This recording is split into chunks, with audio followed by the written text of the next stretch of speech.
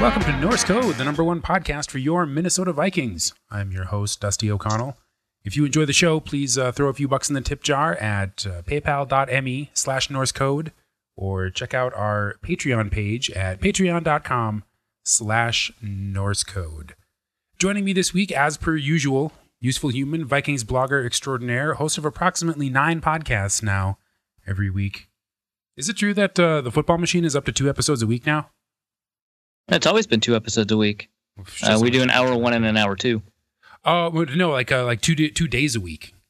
Oh, no. But Zone Coverage has added another one podcast with the addition of BJ Rydell. So glad to have him aboard. And then I am also doing another podcast with Brandon, which is not officially affiliated with Zone Coverage. He's a Zone Coverage colleague of mine. But maybe in the future, we don't know. That's the one where he's a conservative, I'm a liberal. We talk it out. Oh, it sounds like a bad sitcom. Like the reverse of Hannity and Colmes.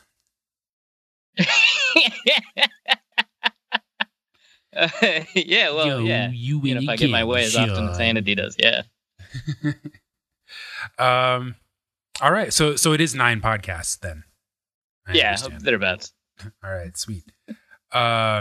Joining us also this week, we have a great guest who writes for Bengals Wire and is a crucial component of USA Today's draft spread. But before we introduce him, I just want to say thanks to a couple of our listeners. We spoke a lot last week about Patreon changing the way that they charge donors for contributions to creators. And after a great hue and cry, which we participated in, Patreon has apologized and gone back to the old way. So if any of you... Oh, that was their announcement? All right, fantastic. Yeah. So if any of you were part of the great wave of complaints, then thank you for writing in on behalf of yourself and also us. And also thanks to John Mulaney for boosting his donation past the $5 threshold. We'll be in contact soon and we'll get you a Norse Code sticker for your support. Also, Kevin from California writes in. Hi, from Kevin in California. I'm wondering if listenership is down after a loss. That's why I decided to make my first donation now. Love you guys. Skol. And he makes a contribution via the PayPal. And we will also be sending him a sticker. And I don't think listenership necessarily goes down after a loss. I think if there's like a trend towards losing, then people aren't as enthusiastic. Or if there's like a particularly ugly game, I feel like the recap episode might suffer a little bit. What's bothered me in the past though is that it's felt like a couple of years we've been doing this show. We've been pretty close to, making a deep run. And when those runs are aborted, then I feel like that takes away opportunities to really expand listenership because, if we make the Super Bowl, then that's an opportunity for people who have never listened to the show, who are maybe fans of the other team or just fans of the Super Bowl in general, to potentially check us out. And I would like to believe that listenership like that would be sticky going forward just because our content is so awesome. So you guys all know that. But maybe this will be our year. Yeah, maybe. The Vikings, we depend on you for our income. So don't screw this up. This is like you're screwing up my fantasy team times 1,000. So I'm personally aggrieved. So thank you, fellas. Again, paypal.me/NorseCode for a one-time contribution in any dollar amount you desire. $5 or more will get you one of our sweet Norse Code stickers. And thanks again to John Mulaney for agreeing to contribute just a little bit more every month to keep the lights on here at the #1 podcast for your Minnesota Vikings, Norse Code. Now then, as I said, our guest this week writes for Bengals Wire, and he is in charge of the AFC wide receiver and tight end portion for the USA Today Draft 1000 draft feature. He is eponymously on Twitter, Joe Goodberry. How you doing, Joe? I'm doing fantastic. Thanks for having me, guys. Awesome. So, Joe, obviously, I'm going to ask you a bunch of questions about the upcoming opponent, the Bengals. I also want to see if we have enough time afterwards. I want to ask you some questions about nerd stuff. Dusty and I are both huge nerds. I know you're a nerd. So we'll talk about like comics and stuff like that. And if it gets too long, we'll cut it up. We'll put it in the Christmas episode. It's fine. But I think that we should we should prepare ourselves for like questions about comic books and Star Wars and whatnot. But before that, let's talk about the Bengals first. Before we go into like the positional matchups and stuff like that, what players on the Bengals are you concerned about from an injury standpoint going into this game that either may not play or may play poorly because of a lingering injury? Yeah, and they had a lot of guys injured last week, and I think that played a pretty big part in them getting blown out by the Bears. But on the offensive side, Joe Mixon missed the game with a concussion and kind of a shoulder neck stinger too. He took a nice crunch by two players in the Steelers game on Monday night 2 weeks ago. I think he'll be ready to go. The concussion protocol can be tricky sometimes, and you kind of never know until they actually get cleared in practice. But I think the team expects him to be able to go. And on defense, Vontaze Burfict, same thing. He got a concussion on that Juju Smith-Schuster crackback block. Again, I think the team thinks he's going to be ready to go, but he has to clear first. Pac-Man Jones was just put on IR, but William Jackson has stepped up in his place pretty much all year because I don't think he's finished a game all year. And Jackson's been really good. So that's kind of an upgrade that Marvin Lewis is forced to employ. Besides that, linebacker, also Nick Vigil, who's a second-year guy from BYU, someone they really counted on coming into this year, thought he could take that next step. While he hasn't been as good as I think he looked early on, missing him last week definitely was felt and seen. He's a guy who's played 99% of the snaps and until he got hurt. And then when last week, when they had all backups in, the Bears did whatever they want over the middle of the field and in the running game. So getting him back, getting Burfict back should help out big time. Other than that, I think most of the injuries are role players or just guys that are low-end starters. So, but Burfict, Vigil, and Mixon alone are big enough to change your game plans. Sure. Well, let's talk about usually we talk about the offense first. I kind of want to talk about the defense first because it'll be interesting to end on the offense and because the defense seems to have, for the moment, some interesting players that we maybe don't know as much about. So a lot of people know about Geno Atkins, but he's been playing, I think, a lot better than people realize this year. I mean, I feel like he's not just sort of the best performing defender, I think, in the AFC North, but he's got a real shot at an all-pro sort of designation, depending on what people think of Aaron Donald and so what. So tell me a little bit about Geno Atkins this year. Is he playing better than he was last year? Is this kind of a peak in an already pretty stellar career? Can you just tell me a little bit about him? Yeah, and that's somebody I probably should have mentioned too. He had a walking boot on last week during the 2 second days of practice, and that was a game time decision. He ended up playing very little snaps at all, mostly just third down and pass rush situations. They think he'll be fine, and he just needed a little bit of rest. So if he's back, overall in the year, he's been Geno Atkins. I mean, when he's not injured, and he's had his years where he's taken his lumps, especially knee injuries that wiped out a whole season, he's been their best defensive player. And having that interior guy that gets pressure consistently, and it's just he's agile, he's got athleticism and that burst up field, but his size creates natural leverage, and his strength in bull rush makes it really, really hard to block him. And even as he's gotten older, and I think he's gotten a little bit stiffer, and you can kind of see it a little bit after injuries, he's still dominant. And I do think this has been his best year, mostly because he's been healthy for the whole year until this last week, and he's been able to consistently, go out there and have big games and big performances.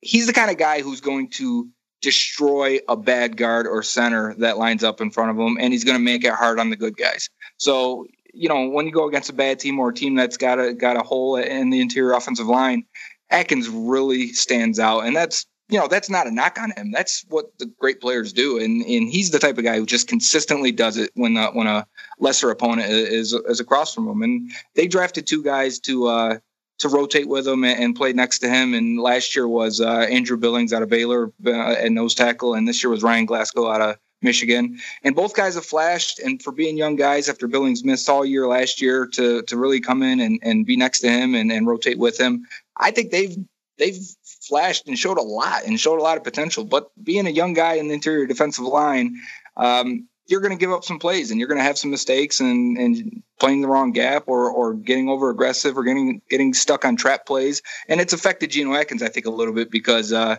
he used to have Domotapeko next to him at nose tackle, a guy you could trust to be in the right spot every time, even if he was deteriorating a little bit on the athletic side. So now I think Atkins has maybe done a little bit too much at times, but overall I think still an A-plus player. All right. Well, let's talk a little bit about sort of the rest of the defensive line. Obviously, Atkins is kind of the centerpiece. Vikings fans really did want Andrew Billings. I'm actually not sure why, because of how good Linval Joseph is. I was not on the Andrew Billings in the first round train, but certainly when they grabbed him in the fourth round, that was kind of intriguing. The Vikings had an opportunity to grab him and they didn't. Right now, my understanding is, and correct me if I'm wrong, he is rotating at the nose tackle position with Pat Sims. Maybe I'm wrong about that. But how has he been doing? How's Pat Sims been doing? You already kind of mentioned that he's been struggling a little bit. But overall, do you think that sort of that pick was justified? Yeah, and I think a lot of people liked him in that late first, second round area because, his size, his strength, his raw strength is stands out every single game.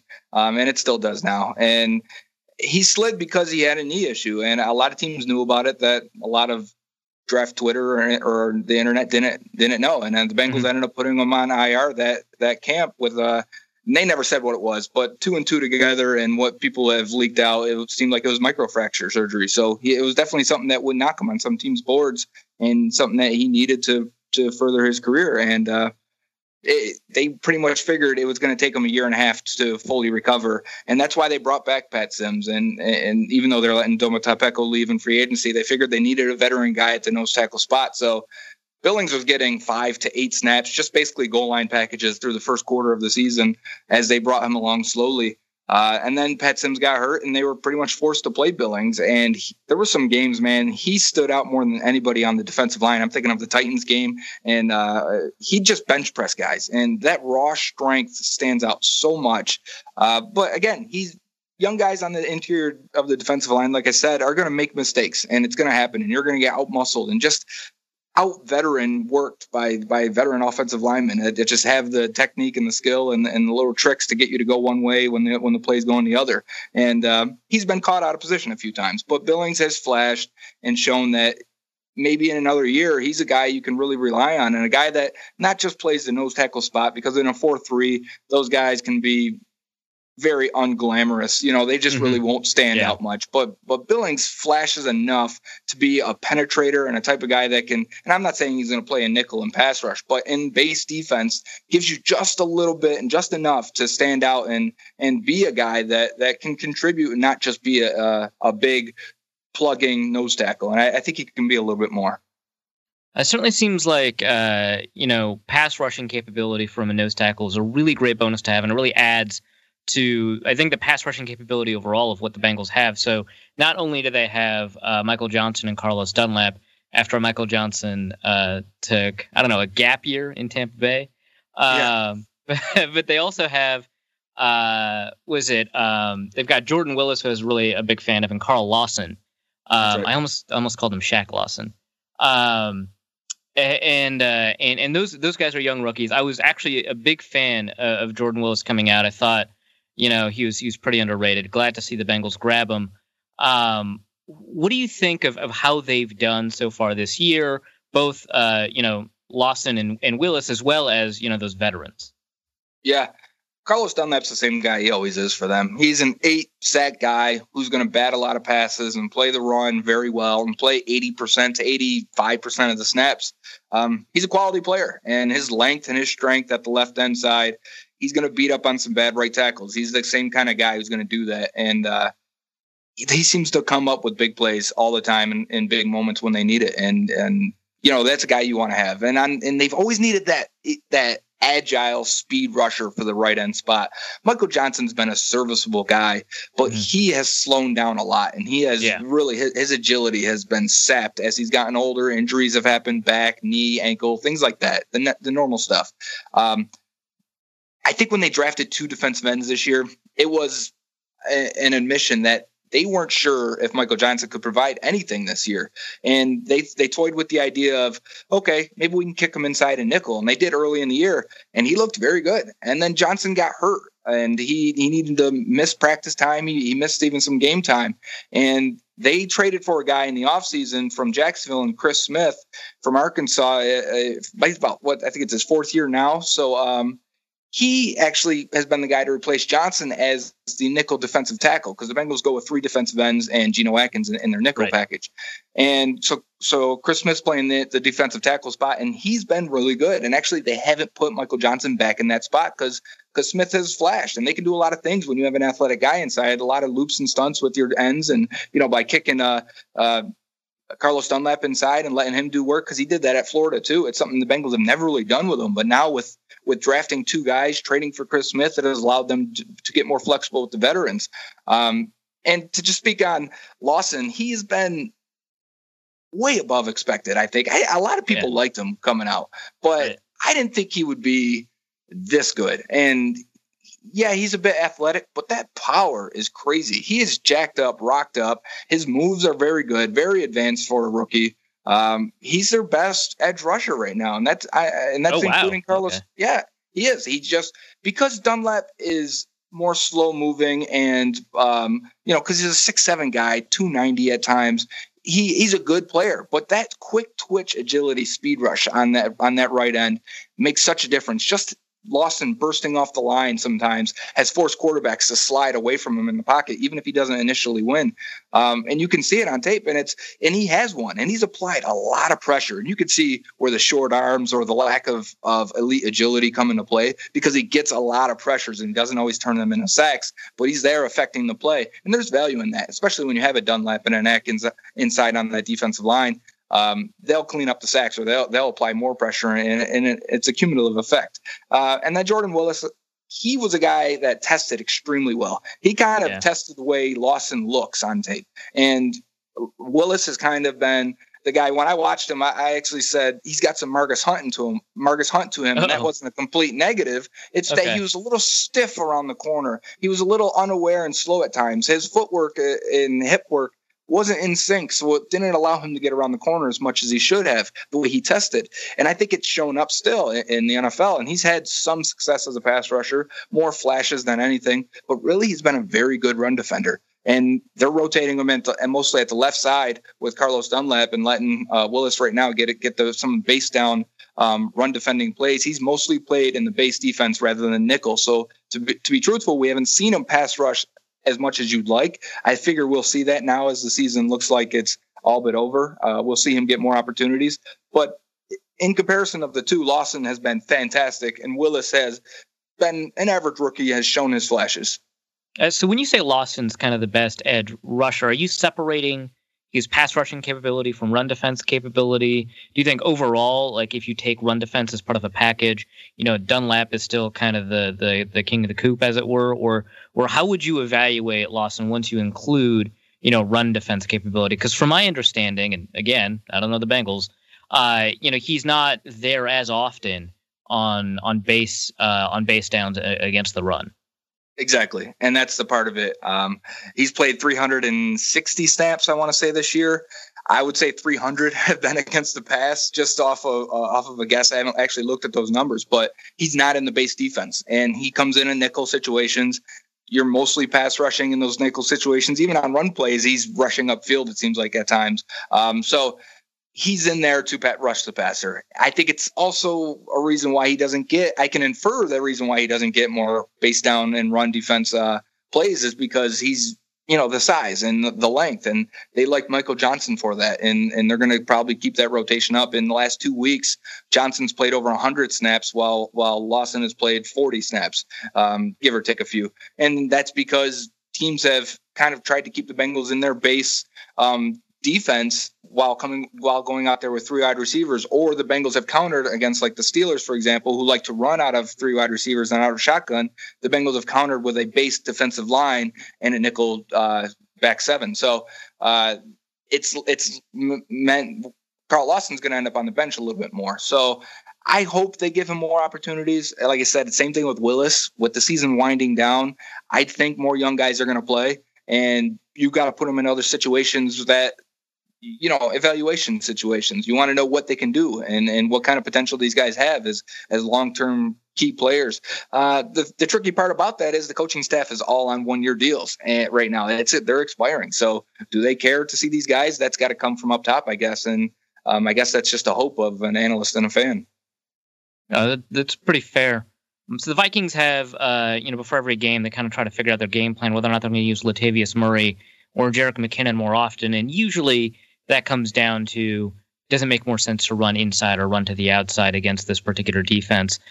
Given sort of, and obviously this is a question that includes linebackers that we haven't talked much about yet, and in Zimmer-influenced defenses, which this very much still feels like it is, the run defense capabilities of the corners, who we also haven't talked about. Do you feel it would make more sense for the Vikings to primarily attack the inside, hope they don't get burned too much by Geno Atkins, and attack, Billings and maybe Sims? Or do you think they should attack the outside, see what they can do to get around Carlos Dunlap, get around, Jordan Willis or Carl Lawson, as the case may be, and test the edge a little bit? Because that's usually what determines it. The Bengals have been chewed up against the run, and it's been all of that, to be honest with you. Well, Michael Johnson has limitations, even though they like him as a run defender on right end. He just doesn't have that same burst and agility to, if he peeks inside, that's it. And you bounce it outside and the edge is gone. And there's a lot of Bengals will go on a whole series where it's Ryan Glasgow and Andrew Billings at defensive tackle. Those guys are going to get tricked. Those guys are going to get outworked. They're going to get moved just by some powerful offensive linemen that are veterans. And then when you think of at linebacker and you keep them in their base defense, Kevin Minter right now is their middle linebacker. He hasn't been very good at all, and he's been hurt. But at the same time, when he's on the field, you run it right at him, in my opinion, and you can find some success. So it's been a lot of things, and it hasn't been one or the other. I think their corners are willing to tackle for sure. I think Drake Kirkpatrick has always been willing to tackle, even though he gets himself hurt half the time. Darqueze Dennard in the nickel spot I think he's one of the best tacklers in the NFL from corner. He's been fantastic there. And William Jackson's been okay. There's been a real big highlight where he lets Le'Veon Bell run down the sideline on Monday night. But besides that, he picks his spots. He's one of those guys. And so he'll come in and make the tackle and hold a guy up. But he's definitely the third out of those three guys. But so it's hard to say. Those Michigan State corners that can Trey Waynes is doing a real good job, too. Also one of the best tackling corners in the NFL. That's good. I like Trey Waynes coming out, too. I thought he'd need a year, maybe even two, but going to Zimmer's always demanded a lot of his corners, and I think he'd be real proud of Darqueze Dennard right now, and he didn't get a hand in on William Jackson, but I think he'd like him, too. Fair enough. Let's transition to talking about those corners. William Jackson's having a really good season in coverage. Obviously, like you said, there's that highlight of him kind of pulling up against Le'Veon Bell. Obviously, it looked like, he thought Bell was going to go out of bounds, and he didn't want to get like he could put his hands up. He didn't want to get a late hit penalty. But that, that sucks. But, that highlight aside, it sounds like he's having a really phenomenal season. And Darqueze Dennard's having a pretty good season. Drake Kirkpatrick, I guess maybe not as much. Right. But generally, the Bengals for a long time have been known as having really talented cornerbacks. Now, Terrence Newman's gone. Pac-Man Jones. He's out. Is he out for the year? Am I missing something? Yeah. He's out for the year now. Yeah. And that's a problem. George Iloka's kind of been a staple since Zimmer coached him up, I think, out of the 5th round. And I liked Josh Shaw. Maybe he's not performing as well, but it's kind of a thing. The secondary for the Bengals, even after Zimmer's left, is that something that? Oh, and obviously the history includes Leon Hall. Is that, something that you think is continuing? It's going to, outlast the regime if this regime kind of gets canned? I wonder, because you're right. They've always invested highly in corners, and it was Leon Hall and Jonathan Joseph back-to-back years, first-round picks, and that didn't stop them. And when they lost Joseph, they drafted Drake Kirkpatrick. A couple years later, took Darqueze Dennard. A couple years later, took William Jackson. I mean, they always go back to the well at corner, and Marvin has always talked about he thinks you get the best corners in the first round, if not in the second round. And those, he says, the best ones in the league are usually the high picks, and he's willing to spend it on them. The bad part is he's with so much depth, and you spoke having Newman, having Pac-Man. They bench these guys for the first year, 2 years, sometimes 2.5 years. And yeah, all of them have been hurt too. But even when those guys have had chances to play, the team hasn't played them. And it kind of made it weird situations and weird decisions and made hard decisions harder than they had to be with, for example, Drake Kirkpatrick. He starts for a year. He had a bad first year starting, and this was his third year in the league. It might have been his fourth year. Man, time flies now. And then the next year he starts, he has a down year, and you're kind of like, is that the guy he is? Who is he? He has one okay year, one down year, and now he's a free agent. Do you sign him? You've developed him for 5 years. You're still not sure what he is, and they go and they give him about $9.5 million a year, and that's the decision they made. Well, they let 2 offensive linemen walk, and that's what it is. But same thing happened with Darqueze Dennard. 2.5 years go by. He plays about 70 snaps total, and then now they have to pick up his 5th-year option. So they do, because they've spent a first-round pick. They've developed him. They had no idea what he was going to be this year. Turns out he's been pretty good. But again, now you're on the hook for whatever the first-round 5th year is, $9 million, I believe, guaranteed money for next year. And then now you have a first-rounder again, William Jackson, who played no snaps last year because he was on injury reserve. They had an opportunity to bring him back around week 12, week 13, and decided to bring back Cedric Pierman because he's a veteran and they love special teams. These are decisions they make, and he didn't get to play. Turns out, because they didn't know how good he was, they signed Kirkpatrick. It's all got a chain effect because you didn't know what Dennard had. So you waste money there. And now Kirkpatrick easily looks like the worst of the 3. William Jackson has been fantastic. Not only is he fast and long, he's a great off-man coverage guy. And you know what separates him, and what I think separates a lot of corners and what I look for when I'm looking at these guys, and I love Jackson coming out of Houston, ball skills. And it's when the ball is in the air, do they panic? Are they cool and calm? Do they know where it's landing? Can they locate it? Can they track it? Are they okay with their back to the ball? And do they run to the spot and make a play on the ball either before the wide receiver or as the wide receiver hits it? Can you get your hand in there and rip it out? And Jackson has been beat plenty of times this year, but he recovers so well and gets to the landing spot before or when the receiver does, and he makes a play on it almost every single time. You look at his stats versus Antonio Brown this year. I think he's been targeted 7 times, given up 2 catches for less than 14 yards. He has not let Brown beat him at all. And there was one with T.Y. Hilton double move. T.Y. Hilton beats him on the slant and go. Jackson bites on it hard, stops on a dime, and runs downfield. He peeks up once at the ball, knows where it's going, locates it, and runs to the spot, leaps and knocks the ball away as soon as it touches T.Y. Hilton's hand, 60 yards downfield. I mean, he's had plays like that almost every single game where I yell out ball skills every time and watching Drake Kirkpatrick on the other side did not have ball skills coming out of Alabama. He's got his hands on a lot of balls because the Bengals will play him in off coverage and zone and allow him to keep his eyes on the quarterback and on the receiver at the same time. But when they get his back to the ball and teams start testing him deep over and over again, and the Steelers kept doing it 2 weeks ago, he has failed over and over again. And I said on Twitter, he probably leads the league in tight coverage without ever getting a hand on the ball. Receivers seem to catch every contested ball when Kirkpatrick's on them. And it's made it very hard to run your defense complete because one corner has had such an issue, and defenses aren't really attacking Jackson or Dennard. Dennard's probably given up 1 catch in the last few weeks, and I think he was in off coverage, and they were blitzing everyone, and it was just a simple slant from the slot. That's going to happen. They will just attack Kirkpatrick the whole game, and it's really started to kill this defense. Well, let's talk about the matchup then, because I think that creates kind of some fascinating things. The way you describe Kirkpatrick, by the way, will remind a lot of Vikings fans of Chris Cook and then A.J. Jefferson, being at the spot and then having no awareness of where the ball might be. But yeah, it's that creates, I think, a pretty interesting dynamic matchup. The Vikings have arguably kind of the best 2-receiver pair in the NFL, and both are pretty phenomenal, and they have a lot of very similar skills. They're both very good route runners. They both have, very good hands. Obviously, this past week, hands were a bit of an issue. But for the year, both of them have extremely low drop rates. In fact, Case Keenum overall had the lowest drop rate in the NFL going into last week. And it makes it difficult to, tear the ball out of their hands and stuff like that as well.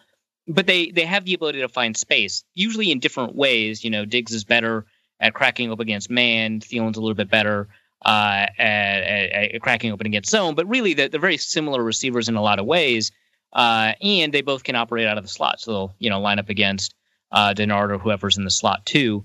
How do you feel about this matchup? Is this kind of a matchup where Keenum should probably just target whoever Kirkpatrick is covering, or do you think that we'll find kind of more opportunities for Keenum to attack William Jackson and maybe test his ability to click and close, get to the ball, kind of despite Keenum's arm strength issues? Yeah, and I'd like to say I loved Stephon Diggs. I'm so happy he's doing well because I remember that draft class and I had a first round grade on him because I thought he could do everything. And now watching Thielen, I did. I loved Stephon Diggs. I think it was number 14 on my overall board.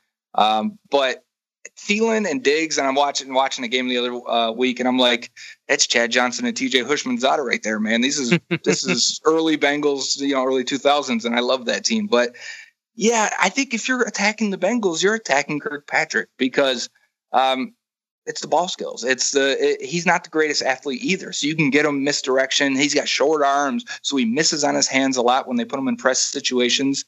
He's the guy you're attacking, and especially because the other guys have played so well. The underrated part, though, of the Bengals defense, and I don't know if you guys struggle with this. I was going to ask this anyways because it's a Mike Zimmer staple, but the two linebackers in the A gap, it creates such a void between the linebackers and the safeties. When they try to turn their backs and run to get back into the spot, the Bengals have continuously been beaten in that void there between the linebackers and safeties. I just don't think you can really realistically fill that gap quick enough, especially after play action or things like that, when you have these guys so close to the line of scrimmage. And offense has been picking the Bengals defense apart there. And that's where they seem to get targeted most. It's just in no man's land. They play zone a lot, and especially with their linebackers and safeties. And it just ends up being a void in between them. And whether it's a slot receiver catching that or a tight end. Last week it was Kendall Wright for the Bears, and Kendall Wright, I can't remember the last time he had a big game. He had 100 yards in 10 catches. He was just killing them, and no one. It's not that he's beating anyone. It's just there's just open spots in the zone, and I would say that's the two ways the Bengals pass defense has been beaten. They'll try and zone you up, and they expect their pass rush to get there, and a lot of times it will, and then they'll man you up, and teams will just attack Kirkpatrick. So it's kind of they're not great at either one right now because they have a flaw when they go into man defense with Kirkpatrick, and then in zone defense because their linebackers aren't really great covered guys, and their safeties, they've had issues with Sean Williams being out. George Iloka has dealt with injuries. So you can kind of pick your poison, I think, on offense, and especially the Vikings have this year. I think their offense has been so well coached and so well designed. When you have those two receivers, you can kind of just look on the field and go, okay, well, who's got the best option? Who's got the best chance here based on the coverage? And I expect that to continue. Yeah, no, that's I think kind of been a persistent issue of that style of defense. I think it's why Washington kind of abandoned it a while ago. It's one that I think requires linebackers who have like Ryan Shazier level athleticism, and luckily Anthony Barr does. And so the Vikings haven't been as harmed by it. Eric Hendricks is also, a very good athlete. He just looks slow because he's next to Anthony Barr. But he's also a really incredible athlete. And that's really helped the Vikings a lot, as well as, the other response to that, especially if you're showing kind of a single high look and you've got a safety in the box to also help cover for that, is to throw screens. And the Vikings have been very, very good over the past couple of years of finishing tackles on those screens, and also, just having linebackers get there in time. So it's something I've been kind of curious about in terms of the way the Zimmer defense has kind of implanted itself, I guess, into the DNA of the way the Bengals run things, and whether or not that's created some unexpected problems without Mike Zimmer there. And I think you've kind of answered a little bit of that question. The linebackers in general, though, it's kind of an interesting situation. For the longest time, it really felt like the Bengals were kind of doing the opposite of what the Vikings have done at linebacker, which is to find just athletes, just capital A athletes. And the Bengals are really just like not that interested in that idea. You're making me cry right now, And I was surprised because, when Mike Zimmer, came to the Vikings, I was actually kind of worried that, hey, maybe he's not going to grab, top tier athletes. And he grabs like one of the best athletes at the linebacker position to come out of the draft in a decade, and it's like Patrick Willis, Ryan Shazier, Anthony Barr, in terms of linebacker athleticism, and obviously they grab Kendricks and and so on. So and that solves, I think, that fundamental problem with the double A gap look. Why? This is my first question. But also, like I understand you get one slow linebacker, and you're like, well, we're betting on his instincts. Scooby Wright, Tyler Matakevich style linebackers. Maybe they don't usually work out, but we think his instincts are good enough for his attitude. Whatever, one of them, fine. But like average athletes at linebacker, I understand. But like persistently slow guys, like why? I don't have an answer for that. I honestly don't. Marvin's always talked about he likes tough guys. He likes, he likes power guys in the middle. And that's fine. Ray Maluga had a role. He was a battering ram that would take on a fullback. Once the fullback kind of went away in the NFL, for the most part, Ray Maluga looked out of place and didn't have a role. And, and the same thing, they signed Kevin Minter this offseason, and he's very similar to that mold. And they pay him $4.5 million. And he's played 120 snaps or something, 160 snaps. And I'm like, what are you guys doing? It's like they still don't understand that nickel is the base defense. And it seems like they do because they draft corners like crazy. But when it comes to linebackers, they kind of just throw it out the window. And they played Vontaze Burfict, who, yes, testing at the combine and stuff like that may have been not accurate. He's kind of an edge. Yeah, because, it's right. Vontaze. Yeah. And he was out of shape, and he didn't give a shit, I think. Right. But exactly. But they play him at will, so it's like they put him at the spot that's supposed to be the most athletic linebacker, in most defenses. And I wouldn't say he's a plus athlete. I think it's his instincts and his intelligence gets him in spots that he probably shouldn't, and that's in a good way. I mean, and that to me, they tried to move him to middle linebacker at some this year, and it's had varying success. They moved him back to will recently, but he's a good player, and I can understand why you say, okay, we're gonna sacrifice some athleticism because Burfict is really good. So they go and they wanted to get faster and more athletic at linebacker, and it's something Marvin has said over the last 2 years. And they drafted Nick Vigil in the 3rd round in 2016, and he had a good 3-cone, not super fast, but agile. He's definitely their most athletic guy that plays, and he's been okay. And then they draft Jordan Evans in the 6th round this year out of Oklahoma. Tested fantastically at his I liked him a lot. He's definitely an athlete, and his preseason was fantastic. I mean, we're watching it going, he might be their best linebacker in 2 or 3 years, and he's gotten some time to play, and it's been okay, I guess. I'm putting him on the scale of a rookie. I think we all look at rookies a little bit differently. All you got to do is flash a little bit, and I'll be excited. But he's been beaten also. He was also in on that William Jackson and Le'Veon Bell play where he just kind of stopped chasing Bell.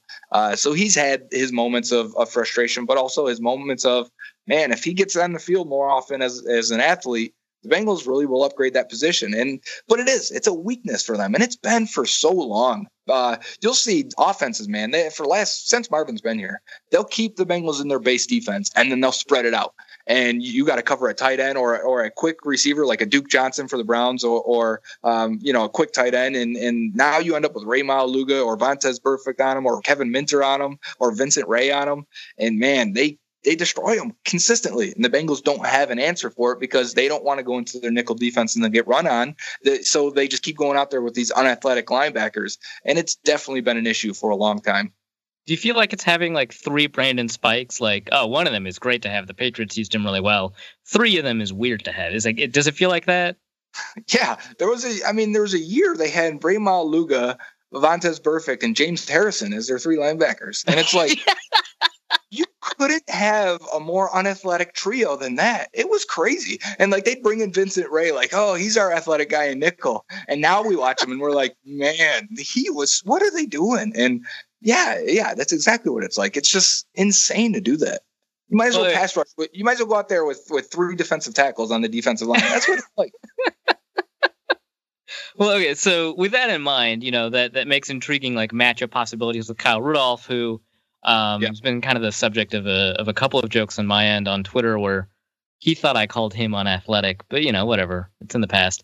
Where he's not, an incredible athlete. He was at Notre Dame. He's kind of slowed down a little bit. But he gets open and he catches, difficult passes and stuff like that. You also got Jerick McKinnon line him up on a linebacker. It's usually a mismatch. Here it's almost certainly a mismatch. But they're not as skilled as the receivers are. So who scares you the most out of Kyle Rudolph, Jerick McKinnon, coming out of the backfield as a receiver, that Stephon Diggs, Adam Thielen as receivers, who arguably have more difficult matchups because of the quality of the cornerback play. What do you think will ultimately be kind of like the thing that might swing things offensively for the Vikings that worries you the most? Thielen in the slot, I think he's really excelled there. He's good overall, but him in the slot guys have really beat the Bengals up. Get Diggs in there and run some of the speed posts from the slot, things like that to stretch the middle of the field will really get them. And I think Rudolph should have decent success. The tight ends have always beaten the Bengals, and that's why I said it's a lot of that is that double A gap look, but pre-snap, and they just can't get back there in time. So yeah, I think, McKinnon and running backs, they've been okay. They haven't allowed those guys to beat them. They generally tackle well and will give you the short stuff and say, listen, we're going to cover the deep.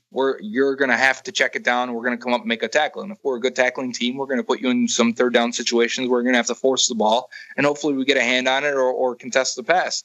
And that's their defense. And usually it works. I'm not saying their defense is bad. Their defense is good. I mean, it's just not a great unit, and they have their weaknesses. So because I know them so well, I can easily point them out.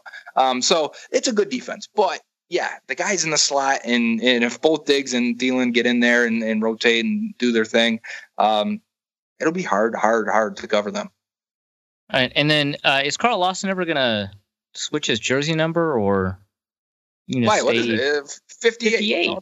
It's the defensive end, man. They list him as a linebacker. They what? Well, yeah, he's been listed as a linebacker since camp. They, honestly, they thought he was they were like, okay, we'll list him at linebacker because we took 2 defensive ends. They liked Willis. They end up in the 4th round, and they're like, there's another guy here we got a 2nd round grade on. We got to take him, right? So they do, and they'll say, okay, let's list him at linebacker, and he hasn't played a snap at linebacker all year. That's really funny. Let's go to the other side of the ball, where I would say there's a lot of opportunities for the Vikings. Let's say that. Okay. So the Vikings defensively, they've got a really powerful defensive line. They've got a set of cornerbacks, one of whom's improved pretty dramatically this year, Trey Waynes, and one of whom, despite having a couple of recent off games, is still kind of like a Pro Bowl quality cornerback in Xavier Rhodes. Harrison Smith, in my opinion, best safety in the NFL, and Andrew Sendejo, really kind of top level stuff. And also, we already talked about the linebacker. So it really feels like, the Vikings defense is kind of a more complete unit. The offense for the Bengals almost feels like the opposite. It really feels like they don't have a strength. I know that you haven't been as big a fan of Andy Dalton as a lot of Bengals fans have been, but I've also seen you defend him on occasion. The real problem, it seems here, is that offensive line stuff where, like you mentioned, they let offensive linemen walk. Andrew Whitworth is still playing at a super high level, except, in Los Angeles. And the receivers haven't really shown up. Obviously, AJ Green is good. He continues to play well, and he's having a good year. Tyler Eifert is injured. Another Tyler's taken his spot. He's okay, it seems like. Well, is it fundamentally, is it the offensive line? Do you think it's a lack of talent everywhere? Do you think Dalton's not good enough to elevate the play around him? Do you think it's the offensive coordinator? What do you think is the fundamental issue with an offense that, 2 years ago was fantastic? Yeah.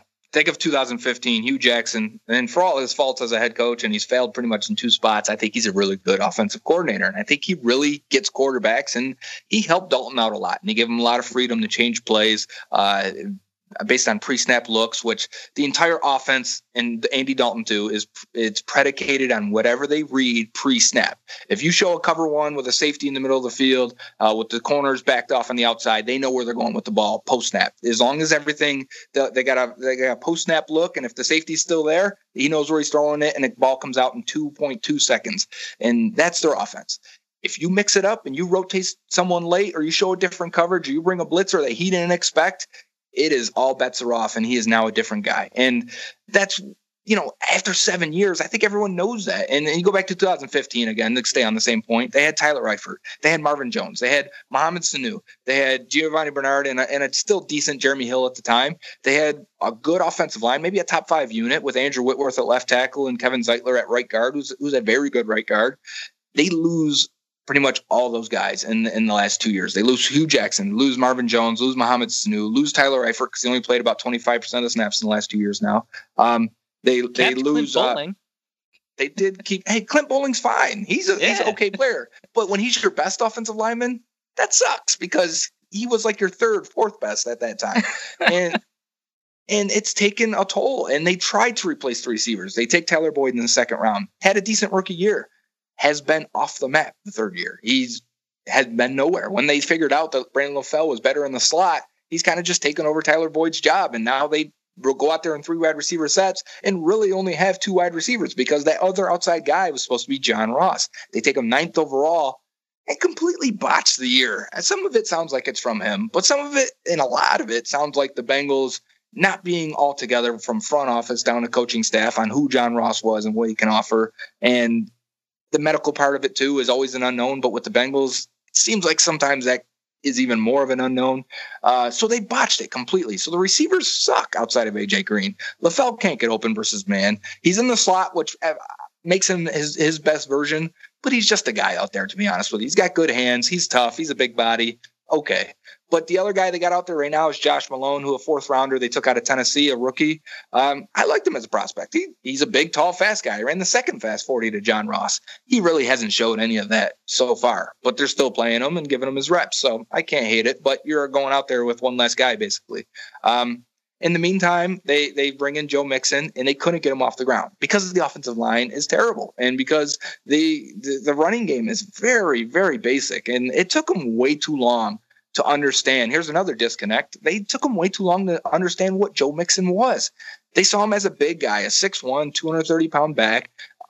They wanted to replace Jeremy Hill, so he's going to play a lot of the Jeremy Hill stuff. We're going to put a fullback in front of him. Weird. We're going to go under center. We're going to run power stuff. And I'm like, did anybody watch Joe Mixon at Oklahoma? He didn't run under center one time last year. He was all out of shotgun, inside zone stuff. And it took them until about week 10, 11, 12 to really figure that out, that him and Giovanni Bernard can run the same plays. You can interchange them. One's bigger than the other, and that's it. You can run the same plays. You can split them out wide. You can run routes with them. They haven't done that yet with Joe Mixon. They haven't run them from an outside spot yet as split out at a receiver. And that's crazy to me. Wild. His best highlights at Oklahoma were like these one-handed catches, destroying linebackers on routes. I remember he took a DB on a route. Yeah. Oh, yes. Wow. He's on pace to have less catches and less targets than Leonard Fournette. What is going on? Holy crap. Yes. So they had no idea. Who's the offensive coordinator? What's his name? Now it's Bill Lazor. They had to fire Ken Zampese after week 3 or week 2. And they a shame to the Zampese name. Oh, my God. Yes. Wow. A shame to the Zampese name. But Lazor has been okay. You could definitely tell it took a few weeks to turn over the playbook into more of what he wanted. And Lazor's been a kind of a Chip Kelly spread offense, quarterback and shotgun, that stuff, which is good, which is what the Bengals should have been from the go. And they had no idea, especially when this offensive line, a lot of the times when they said, well, how are we going to mask the offensive line? How are we going to figure it out? They said, well, we'll add an extra blocker and we'll run power and we'll run it up the middle. And I'm like, it's 2017. Well, is that the way you do it? Or do you spread it out? Make the defense identify who's coming and who's going. Get less guys in the box so you have one-on-one blocks and you can make a running back just have to avoid one guy. That's what made sense to me. It took them 12 weeks to figure that out. And now the run game looks okay. Now the offensive line isn't getting killed all the time because the ball is coming out quicker because they're spreading it out a little bit more. So it's been a long, slow burn and a very frustrating offense to watch. And they're just finally starting to figure it out, but it's too late. And it's just very frustrating that there was such a disconnect with whoever was making the picks. And now with this team, too, it's usually the coaches are very, very hands-on with scouting and drafting players. So it was amazing to me that they had such an issue with both Ross and Mixon, figuring out what they can do and how they can help the team. And they allowed it to ruin their season, to be honest, because they knew the offensive line was going to be bad, and it has been bad. But we've seen offenses have some success with bad offensive lines, and the Bengals couldn't figure it out for the life of them. Do you think John Ross is going to make a good defensive back? No, I wish. Sorry, I just saw that news. I had to. So they tried him out just like a little bit at defensive. What's the deal with that? Well, he did play defensive back at Washington, and before he ended up being a receiver, so he had some time there before, and they were aware of that. They had injuries. Yeah, right. when you're going through your roster and you go, who can help out in an emergency? Right. You go say, hey, John, you could do it. You've done it before. How long would it take you to get up to speed in case we need you out there for a handful of plays? But because they had Pac-Man out, Drake Kirkpatrick was out. They weren't sure about Kavari Russell. He has only played about 10 snaps this year. So they were like, if we get into an emergency, we may need you. And John Ross basically says, well, my shoulder's hurting. Maybe we should go get an MRI checked on this. Marvin Lewis goes, this is what happens. Marvin Lewis goes to the press conference and goes, yeah, we think John Ross is going to play this week. He may have to play some DB. And he laughs, but he goes, no, but seriously, he'd probably be active this week because we got a lot of guys hurt. It'll be a good time for him to shine or get his opportunities to shine. And comes back from the MRI and he's not practicing because he needs season-ending surgery. So weird stuff that went on with that day. And it's odd because you guys kind of went through it with Laquan Treadwell where you get no production as a rookie and you're almost left scratching your head is, when you have a third receiver that's not producing and you can't get this guy in the field, you can't figure out what makes him tick, how ways to make him win. Those guys that don't produce as rookies, man, it used to be you wait 2 or 3 years for wide receivers. Now, if they don't produce early, it is a bad outlook at the bucket they get thrown in with those guys. Not a lot of guys make it out of that, and it's scary. So better defensive back, Julian Edelman or John Ross? Julian Edelman, right? I mean, it's got to be right. Listen, that's the thing. Remember this? The Patriots did that with Troy Brown, and he actually had an interception. He intercepted Drew Bledsoe. He was Drew Bledsoe's number one receiver, and then he picks him off. Imagine that. See, I would have paid to see that. John Ross's first catch as a Bengal, an interception. That would be amazing. All right, so is Richard Sherman a better receiver than John Ross as a defensive back? You know what? It might be. Ball skills, again, at corner. That's why Sherman's good. People always say, and I saw someone just say this about, I can't remember what it was, but they go, he's got the length and the deep ball, and no, not the deep ball, the deep zone coverage, and he's a good physical tackler. And I'm like, okay, but does he have the ball skills that Sherman does? We like to compare people to Sherman all the time.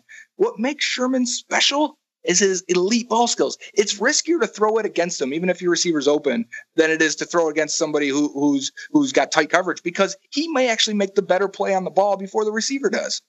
Right. Yeah, I mean, people always make these Richard Sherman comparisons to these really tall defensive backs. He's like, he's 220, he's 6'2", really rare for defensive back, although it's not rare anymore. We still say Stanley Jean-Baptiste. Exactly. Right? And it's like, no, he couldn't find the ball for the life of him. All right. Final question about John Ross comparisons. Is Patrick Peterson a better wide receiver than John Ross is a wide receiver?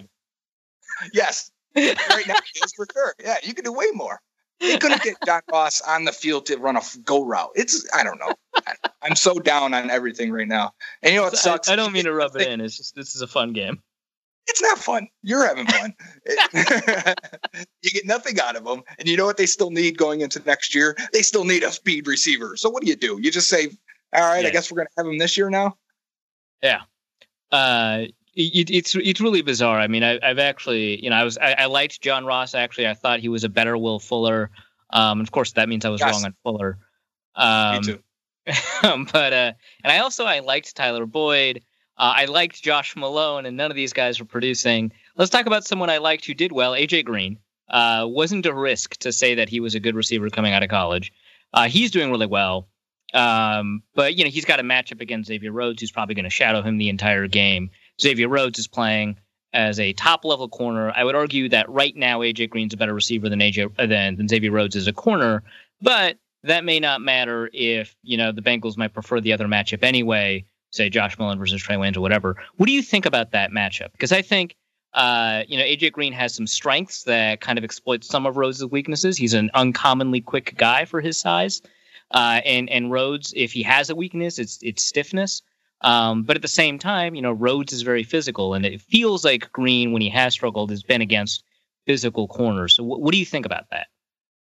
It's definitely against physical corners he struggled. But the biggest, because Green is fantastic. I think he's a Hall of Fame guy, and I think his stats should be probably 50% more of what they've been over his career. And he's had a fantastic start to his career. And 7 years in now, I guess. But the thing that's stopped him the most, and really it can be a good corner, it can be a terrible corner, and he can still get shut down for a whole half of a game at times.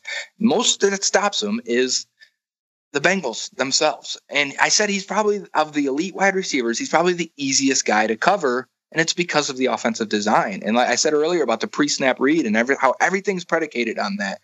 If you have a safety slanted, and then you'll see this, and I'm sure the Vikings will do it, and every team has done it against the Bengals since they lost Marvin Jones, and Mohamed Sanu, they know no one else is a threat. They'll laugh at Boyd, they'll laugh at Malone, they'll laugh at LaFell, they'll laugh at Tyler Kroft at tight end. It's all about AJ Green, and the Bengals offense flows through Green completely. If he has a bad game, they have a bad game. If he has a great game, they have a great game. That's how it is. And you'll see defenses shade a safety towards Green from the jump, from the go, as soon as they line up there. And you know what that says to the Bengals? Don't throw it that way, because that's not the most open guy.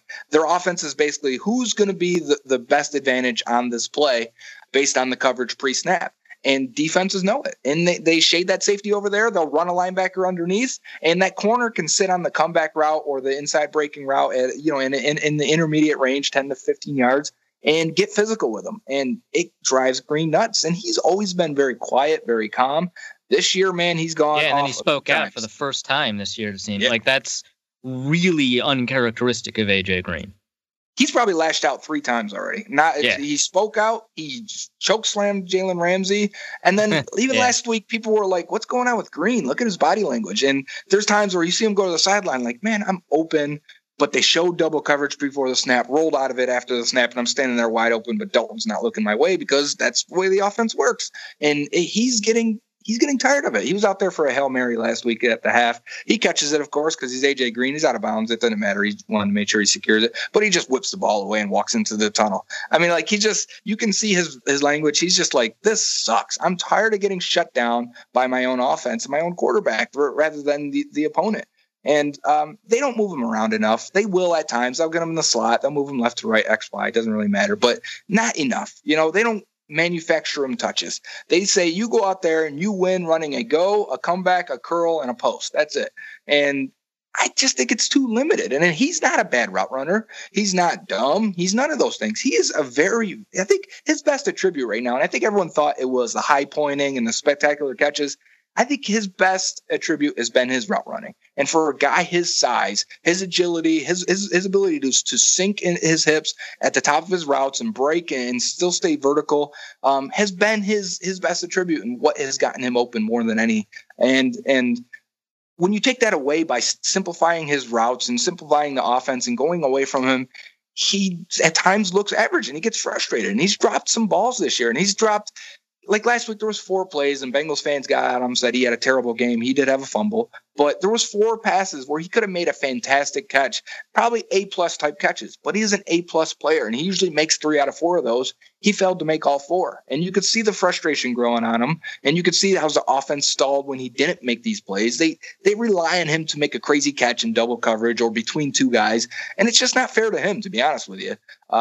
It's the biggest reason why I want to change, and I want to change in vision from the top down, from head coach to quarterback to offensive coordinator, because Green is being wasted. I feel like he's a guy who could have 120 catches for 1,800 yards and 15 touchdowns every year, and they just can't find a way to get him going consistently because they don't get him involved consistently. And they know their offense flows through them. They just allow defenses to dictate it way too often. But as soon as you go one-on-one and they see it, they take their shot every single time. You may 3 times in a game go one-on-one with AJ Green, and the Bengals will throw it 3 out of 3 times. And that's the good part, because you'll see a lot of offenses that don't feed their number one in those situations, and the Bengals will. As soon as you lax on it, as soon as you show the right coverage that they think you're going to show and you give it to them, they will go to AJ Green because he is the lifeblood of this entire offense.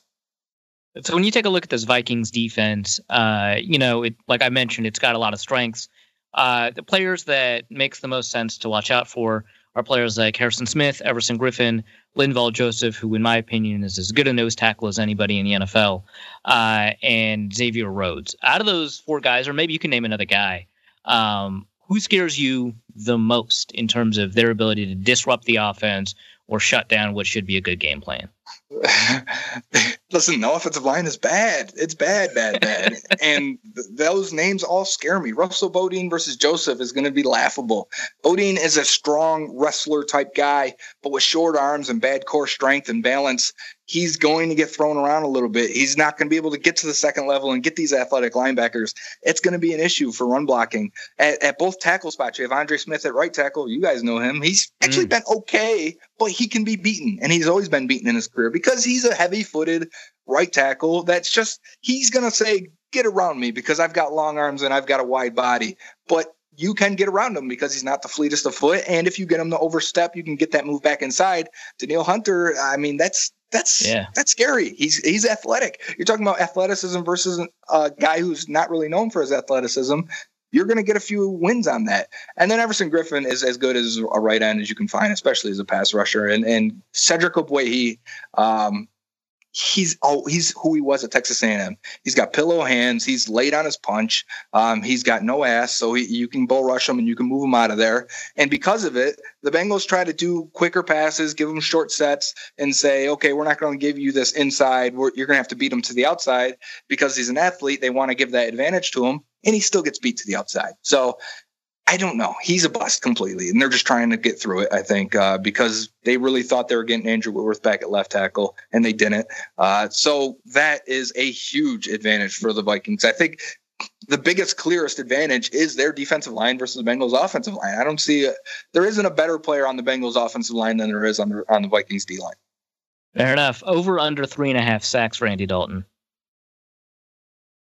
That's tough. They haven't given over 3. And I want to say since the first half of the season, they just get the ball out quickly. If they know the coverage, they can get it out quick. I would say if you're saying 3.5, I'll say under at 3.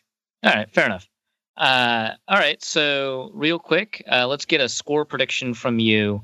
I don't know what the spread is. I don't know what the over under is. You sound like you're right. You sound like you're very optimistic about the game. What do you think? Yeah. The Bengals offense has struggled very, very much. If they can put up 14 points, it's a good day, to be honest. They come out, their scripts are good, and they'll come out and maybe score 1 out of their first 2 drives. If they're lucky, they get 2. That second half has been abysmal. I was just going to actually look at the advanced numbers this week. Usually on Wednesday, Thursday, they come out for the previous week. But I wanted to look at Andy Dalton in the second half because they don't score. They don't move the ball in the second half. I think if they get 14, 13, that's it for them. And they may get a field goal in the second half of the game. I see this being like 27-13, and the Vikings win with a comfortable lead. All right, I'll go with 21-10. I think they'll probably slow down the pace of the game a little bit. Fair enough. Quick fire nerd questions. We took a lot of time actually talking about football, so I'll keep this quick. Marvel or DC? Marvel, but I mean, I'm not going to be a Marvel fanboy. I think DC has a lot of great stuff. I mean, Batman. You think Batman, it's an execution thing? Is what it is, or? Yeah, if we're talking just movies, for sure, because they've rushed it. They've rushed everything since they tried to reboot their entire universe and combine them. They should have slow played it. There would have been an opening, I think, before Marvel's about to announce their deal with to get the X-Men and Fantastic Four back. I thought after this Infinity Wars, there would be a perfect lining up for DC to have their Justice League at that time and take over as the lead franchise or lead, comics unit. And they rushed it, and they wanted it to come out now, and they wanted to compete now. And what they did is I think they killed themselves completely. I think we're not far away. When they get to Flash and probably Flashpoint, they'll probably reset the entire universe and try again. So, yes, it's been execution. It's been impatience. Do you think they've banked too much on the recognizability of Superman and Batman and haven't really grown the characters? That's what it feels like to me. Like that they're just like, everyone knows Superman, no reason to care about writing his character well.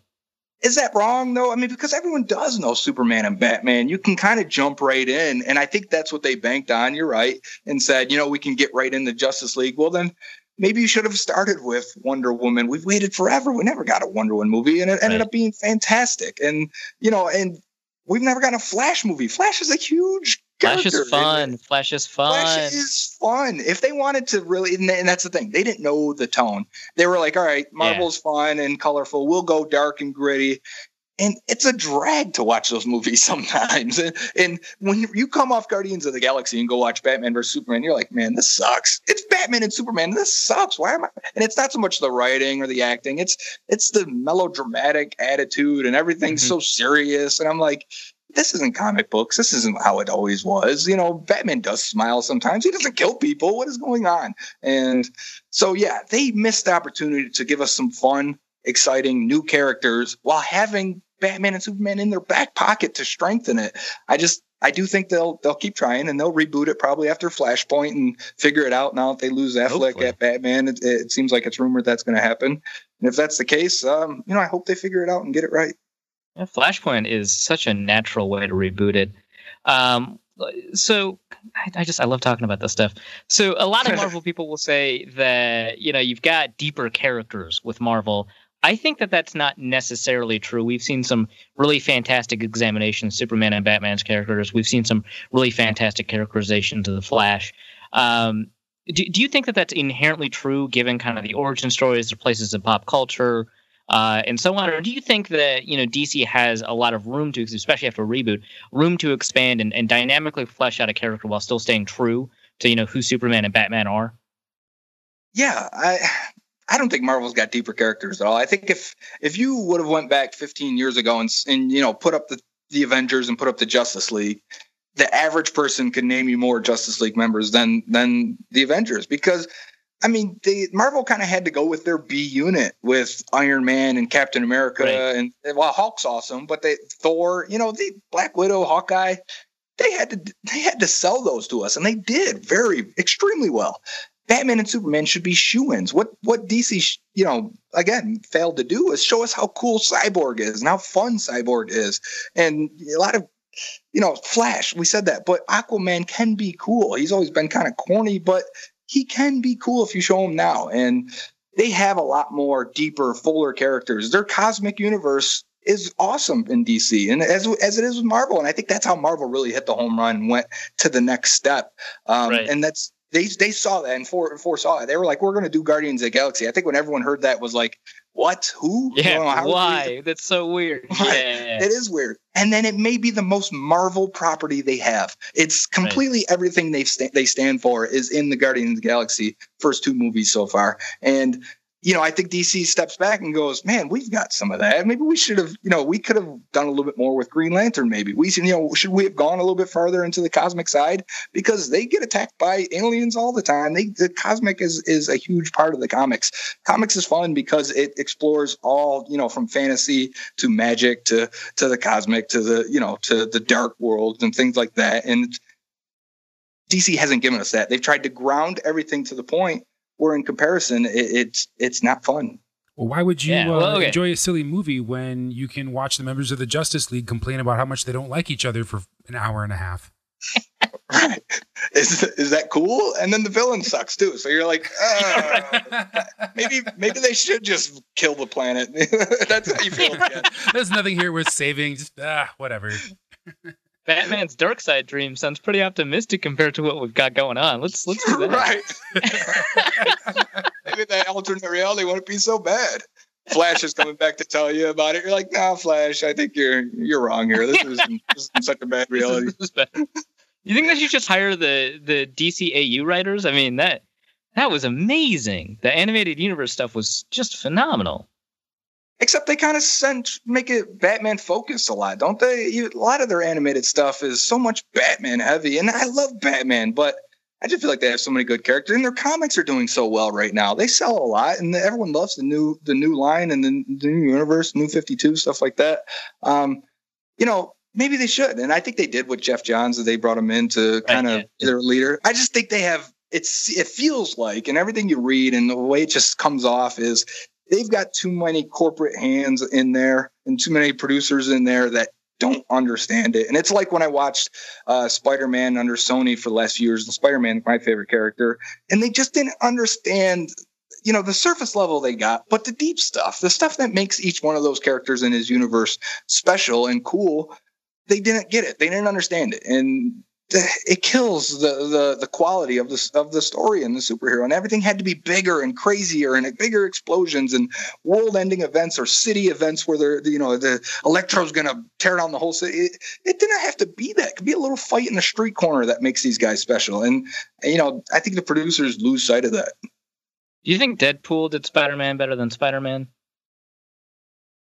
I didn't hear the first part. Do you think the Deadpool movie did a better job of making a Spider-Man, I mean, aside from all the violence, did a better job of making a Spider-Man movie than the Spider-Man movies did? I've never thought about that, actually. But I see where you're going. And yeah, maybe. That's, Spider-Man is always kind of... The cool thing for me about Spider-Man is when he shows up and his solo stories are great. But even in his solo stories, this happens. But when he's with the Avengers or any other character, he is so out of place. He's irreverent, yeah. Yeah, he's a kid. He's making jokes. He doesn't kind of take any of it seriously. He doesn't fit in. He's wearing basically a costume where there's guys in armor and shields and things like that. And and that's what makes him cool, because he's you in a universe that's surrounded by a bunch of super powered people that take it very seriously. And that's kind of how they did it with Deadpool, and that's why Deadpool, I think, had a lot of success. It's funny because I think X-Men hasn't been great. They've been okay. They've had a lot of success because of the longevity, and it's kind of, they've created their own universe. I'm still waiting for our X-Men, the 90s X-Men, the even earlier X-Men to be on the big screen. And I think right now this universe, the world, the real live world right now is perfect for the X-Men, for everything that goes on, for them to be mistreated and judged and persecuted for who they are. It's perfect. Do it now. But they never got completely they never understood them completely. I'm talking the movies, and never really grounded them to that point.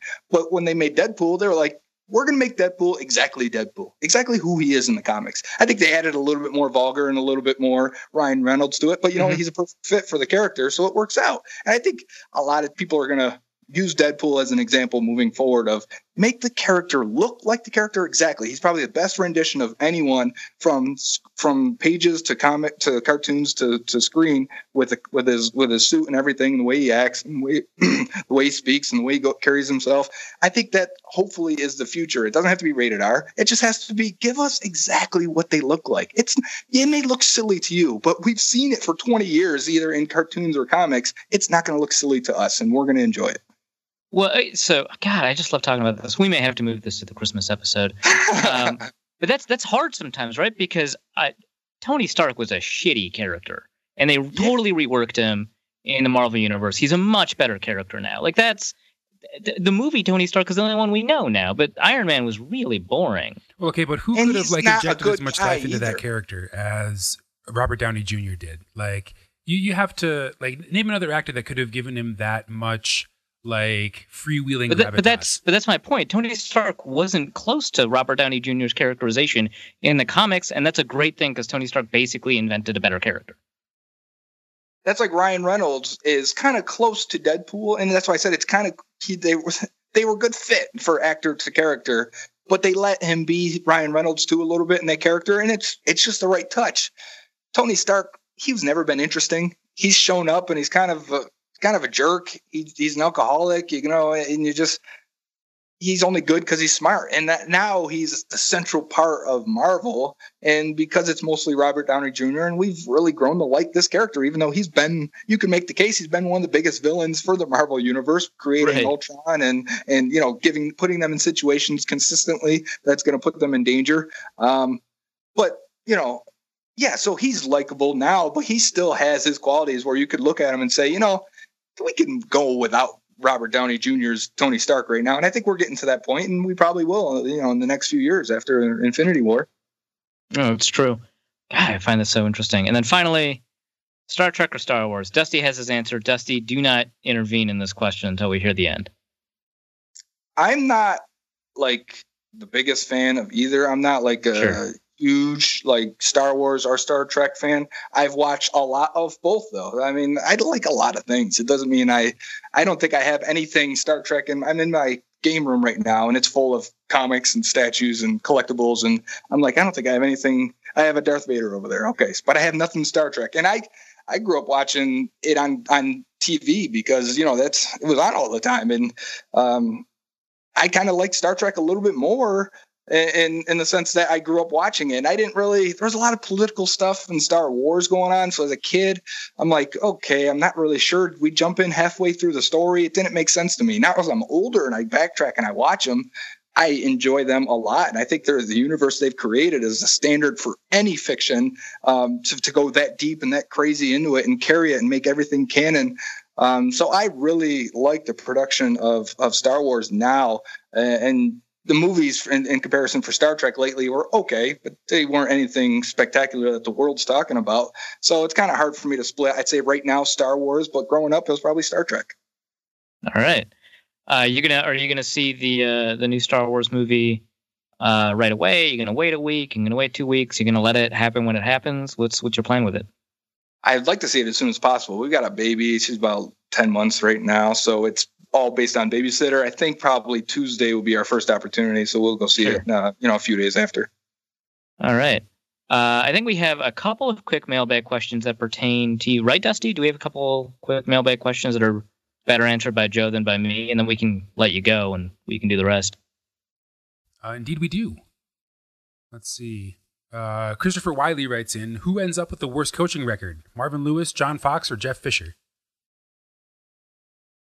I don't have them all in front of me, but Marvin's got a over 500 record. I don't know if Fox and Fisher do. I feel like Fisher has a below 500 record. He does have a below 500 record now. That Super Bowl season really helped him the one time because he only lost one win every season for a while. So it took a while to undermine that Super Bowl, the massive gain in wins he got from the Super Bowl season. But he's below 500 now, I'm pretty sure. Yeah, Marvin's above by 10 or 12 games or so. So I think Marvin's still going to go down as one of the best. If not, he could go down as the best Bengals coach. I mean, after Paul Brown, if you consider that. But, right. In the modern era, I guess, he might be the best coach, even though he didn't get them to a Super Bowl. Taking this franchise over that was completely inept, cheap as hell, didn't want to do anything the right way, wanted to do it their way, and kind of nudge them halfway, I think, into what everyone else does, is a lot of credit to Marvin Lewis. And he's rebuilt this team under 15 years, probably 3 different times. Every time they lost a quarterback or had to get rid of all the troublemakers in the locker room, he had to completely rebuild it and get a new coordinator multiple times on offense and defense. He deserves credit. He just could never push them over the top. He was Tony Dungy for the Bucs. They just never made the move to John Gruden.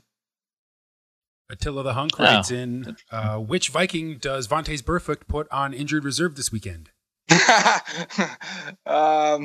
He can't because he's trying to be very safe because his next suspension may be for a year. Honestly, he's been pretty clean. He's gotten some personal foul penalties, mostly stuff after the play because he's kind of a nut and he can't switch it off. He's Ndamukong Suh where he just loses his mind sometimes.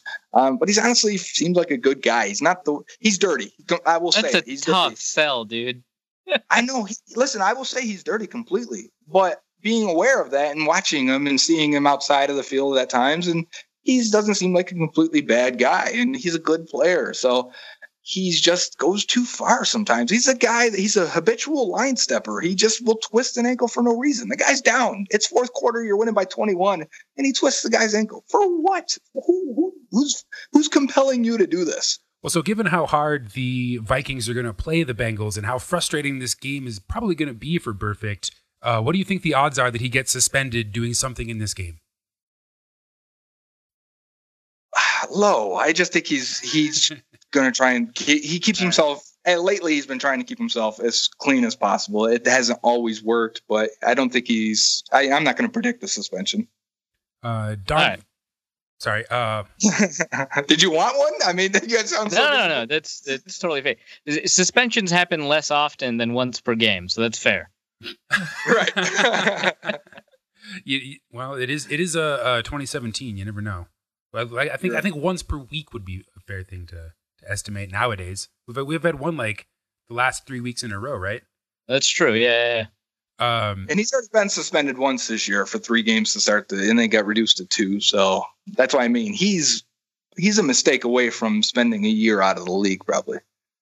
All right. Don from Ohio writes in, what were the 3 best superhero movies of 2017? And follow-up, who do you see being killed in Avengers Infinity War? There's a lot of good movies this year, from Wonder Woman to Logan to Guardians of the Galaxy 2. I think Guardians of the Galaxy 2 is my favorite. Spider-Man Homecoming, Thor Ragnarok. Good. I haven't seen Ragnarok yet. I got to get around to that. Logan was so good. Oh my God. So good. I would say Guardians of the Galaxy 2 is my number one. Logan is probably my 2. I would want to say Spider-Man, but I'd probably say Wonder Woman number 3 just for the firstiness of it. They really did a good job with catering to, being careful with making sure women were powerful and represented correctly. I think they nailed it, and that's important. So, and they did the right thing. So, because of the first time doing that, and it being a pretty good movie, not great, but pretty good, I'd put that at number 3. As for who's going to die in Infinity Wars, if you're familiar with the comics, they are all going to die. They will. Spoiler alert, Joe. Well, no, but they're making this into 2 movies, so who dies in the first one? That's the thing, is which way do they go? Do they end this with a full-on fight? I don't feel like he's going to have all the gems in his gauntlet, right? At the end of this one, I feel like that's going to be the battle. He'll probably... Maybe he ends up getting the last one, and maybe it's in Wakanda, the soul gem. That would make perfect sense. So he ends up and he puts it in at the end and snaps his fingers, right? And that's how he ends this one, pretty much wiping out half the universe. So you'll go in not knowing, what happened? What did he do to these guys? That's how it is in the comics. When he first gets it, what should he do with it? He can do whatever he wants. He's all powerful. He snaps his fingers, erases half the universe for death. And do they end it that way? Maybe. I don't think they want to erase half their what they have, because... And now this is comics. This has been out for 20 years, if more than that.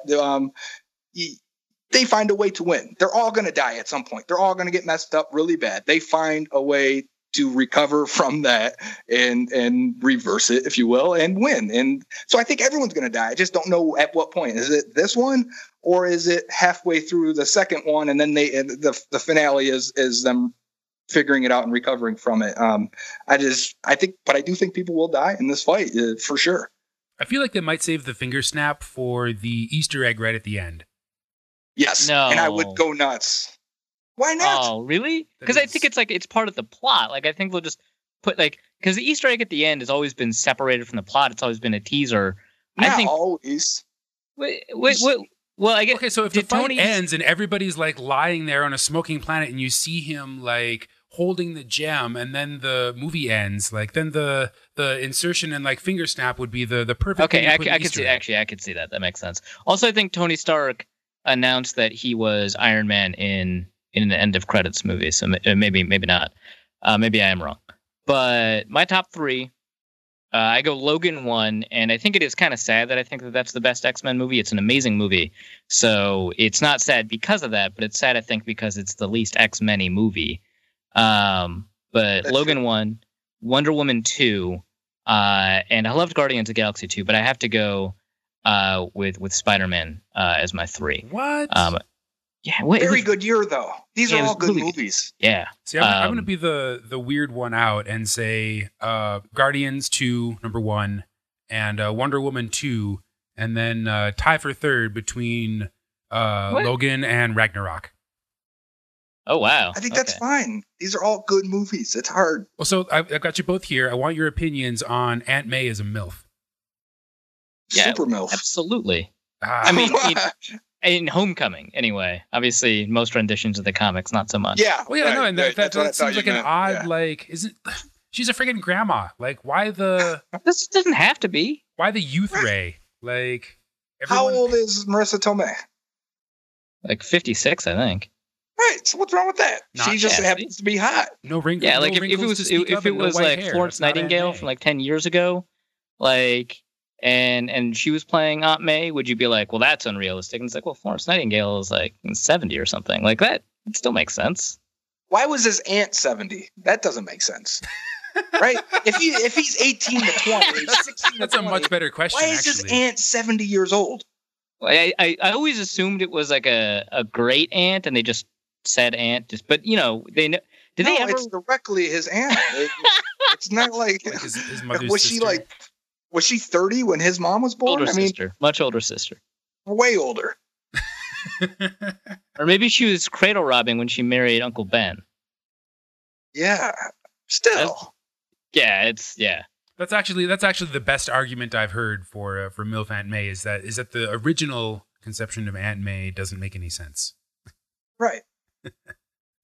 Last question. This one sent in by our producer James. I don't know if you saw the last Detroit Lions press conference, but they got to talking about people's favorite movies. And somebody asked Jim Caldwell what his favorite movie was.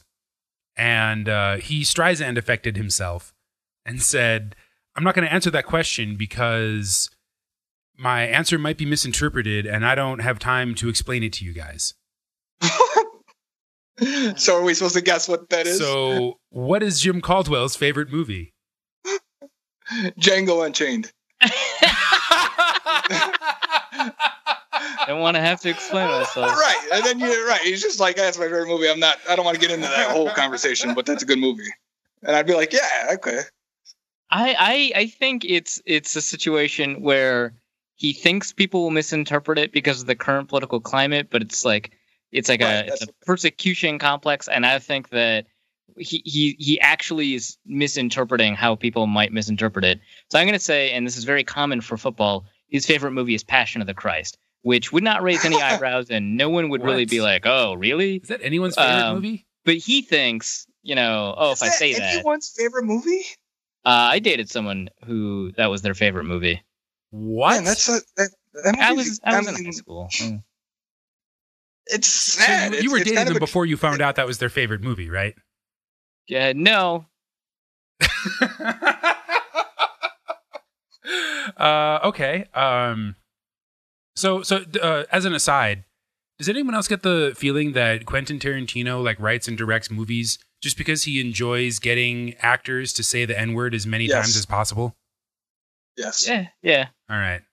Just wanted to be clear there. You ever read some of the back stories on the characters that are in the character and saying it while they're sitting around having donuts and man, come on, stop. Leonardo DiCaprio, I guess, was into it. And he's got Samuel L. Jackson there, and Samuel L. Jackson to say, all right, man, chill out. Let's just eat this food and get back on the set. Dude, this is craft services. We're not on the set. Just cool it.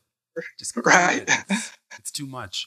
I would like to think that it's either a cheesy football movie like the Replacements. I think that would. But then what does he have to explain? Because he has to explain. But I don't want to replace our players, or I'm not in favor of scabs. Exactly. I don't like scabs. I don't want Keanu Reeves to just come in and be the quarterback. But it's a good movie. So evidently someone found out. So a survey was sent. Or not a survey. I think a survey was conducted by the Detroit Lions website a year or two ago, and he actually answered it then. I was just Googling this, and I guess his favorite movie is The Magnificent Seven, which does not require any explaining. Oh, see, I was hoping it would be close, though, huh? Yeah. Kind of. I was hoping if it wasn't The Replacements that it was a sports movie, but not a football movie, like Field of Dreams or a League of Their Own or something. Yeah. Really, your favorite movie is a baseball movie? No, but football is the better sport, guys. Right. No, but I like how coaches have to ask, or personnel people have to ask, do you love football? Is it in your top 3 or your most important thing? And he's got to be well, I really liked baseball growing up. Jay Cutler's no, I hate football. Sports sucks. Right. Okay, one more. This one, I couldn't tell if this was a question for Arif or for you, so I'll pose it to both of you. Luke Braun writes in, if Marvin Lewis gets fired, does he end up in Minnesota next year, especially with all the whispers about our coordinators getting head coaching jobs? No, I think he'll end up being a head coach somewhere for some owner that's playing it too safe. I think he does kind of want to get into some personnel situations. He always has as a coach, but he's always had a hand in personnel with the Bengals, and I think he might have some opportunities if he decides to do that. All right. That makes sense. Plus, Mike Brown has always kind of valued loyalty, so. For sure. And I'm not saying it may not be the Bengals. It could be another team. He's got connections. He's got a whole coaching tree around the league now. So I think he'll take a job. I mean, he could just retire too. He's been there forever. So it could go a lot of ways, I think. Well, all right. I mean, unless you particularly want to stick around for a bunch of Vikings questions that you probably have no opinion on. I mean, maybe you do. I don't know. No. I'm just here for the jokes, anyways. Fair. Cool. Well, thanks for sticking around. It was great having you on the show. Thanks for having me, guys. You bet. Joe Goodberry is at Joe Goodberry, 2 R's on Twitter. Goodberry, like a raspberry or a particularly juicy blueberry. Like a raspberry, but good. But good. Raspberry's harder to spell than Goodberry. Why would you use that? Yeah, you should have gone with blackberry. Sure. It's easy to spell. Like badberry, but good. Like badberry, but good. So you can find your work at Bengals Wire and at the USA Today, archives, etc. Is there anything you are working on that you would like to advise us of in advance? Twitter is the best spot to get everything. Twitter is my blog. That's where I put ramblings and nonsense that goes around in my head a lot, whether it's just stats, things I find, plays I think are interesting, whatever the case may be. Draft season's coming up for me, starting a little bit earlier. So I'm going to start looking over prospects and posting things on there for the most part. But I do have a project coming up with Bleacher Report looking at AFC wide receivers and tight ends. So that as a bigger scouting project will come out, I think, second week of January. So look forward to that as the season is winding down. Joe Goodberry, thank you so much for being on the show. Can't wait to have you back in the event that we play the Bengals again. Okay, thanks. That was good. Few questions left in the mailbag.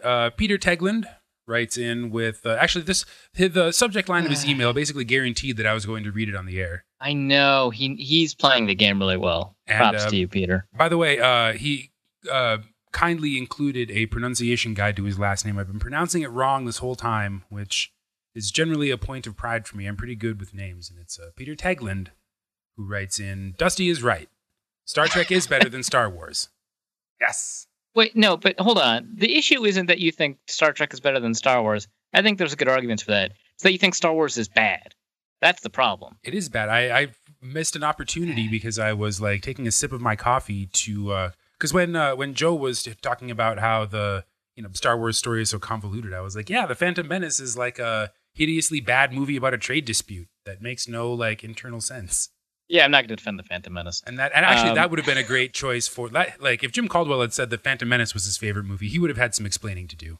Yeah, right. Yeah, that would have been way more controversial than The Magnificent Seven or Passion of the Christ or something, or The Replacements. Now I kind of want him to pick it because that seems like such a Jim Caldwell answer. Now, and to be fair, I'm going to see The Last Jedi. I still have like hope for the franchise. No, what are you talking about? You go to these movies to hate them for the explicit purpose to hate them. No, well. So the George Lucas ones, I went in expecting to hate them, and I was never disappointed. And I always try to go into the new ones with a new hope. God, I hate you. But I tell you, the Force Awakens was it was decent. I enjoyed that one. I thought it was pretty good. I thought Rogue One was meh. Rogue One, ugh. Okay, fair. Yeah, the end, I was just like, really? I mean, I should have figured it out, but What do you mean really? Yeah, you should have figured out the end. The end was like the best part. It was the beginning and the middle sucked. Well, yeah, and the end wasn't even that great. so meh. But I have high hopes for Last Jedi because I believe that with the franchise taken out of Lucas's hands, it could potentially, go on to be like as good as like a normal movie. So, Jesus. So, do you think that like fundamentally the tools, like the lore, is good enough, the setting is interesting enough, sort of the stuff surrounding Star Wars is good enough that if an actual auteur, instead of someone who thinks he's, basically George Lucas, can take the material and craft something really good out of it, or like why do you have hope for something you've hated for so long? I mean, that's basically it. Like for all the like stupid names and like nonsense technology, George Lucas, I think, accidentally managed to create the seeds of a universe that was very like broad and deep. And there's a lot of opportunities to explore it as long as someone else is the person directing that exploration. Because George Lucas is, I mean, he's an amazing like technology guy. You don't build Industrial Light and Magic because you're an idiot. Right. He's just a terrible director and a terrible writer. What if Steven Spielberg directed Star Wars movies? How would you feel about that? They're good friends. He'd let it happen. He'd have let it happen, I would imagine. Anyway. I would prefer it was young Steven Spielberg, but I gotta say I liked Tintin. That was kind of cool. I think Spielberg has also got. I think because they're such good friends, Spielberg has gotten pretty good at mastering like modern technology. But I mean, can J.J. Abrams just direct all of them? No.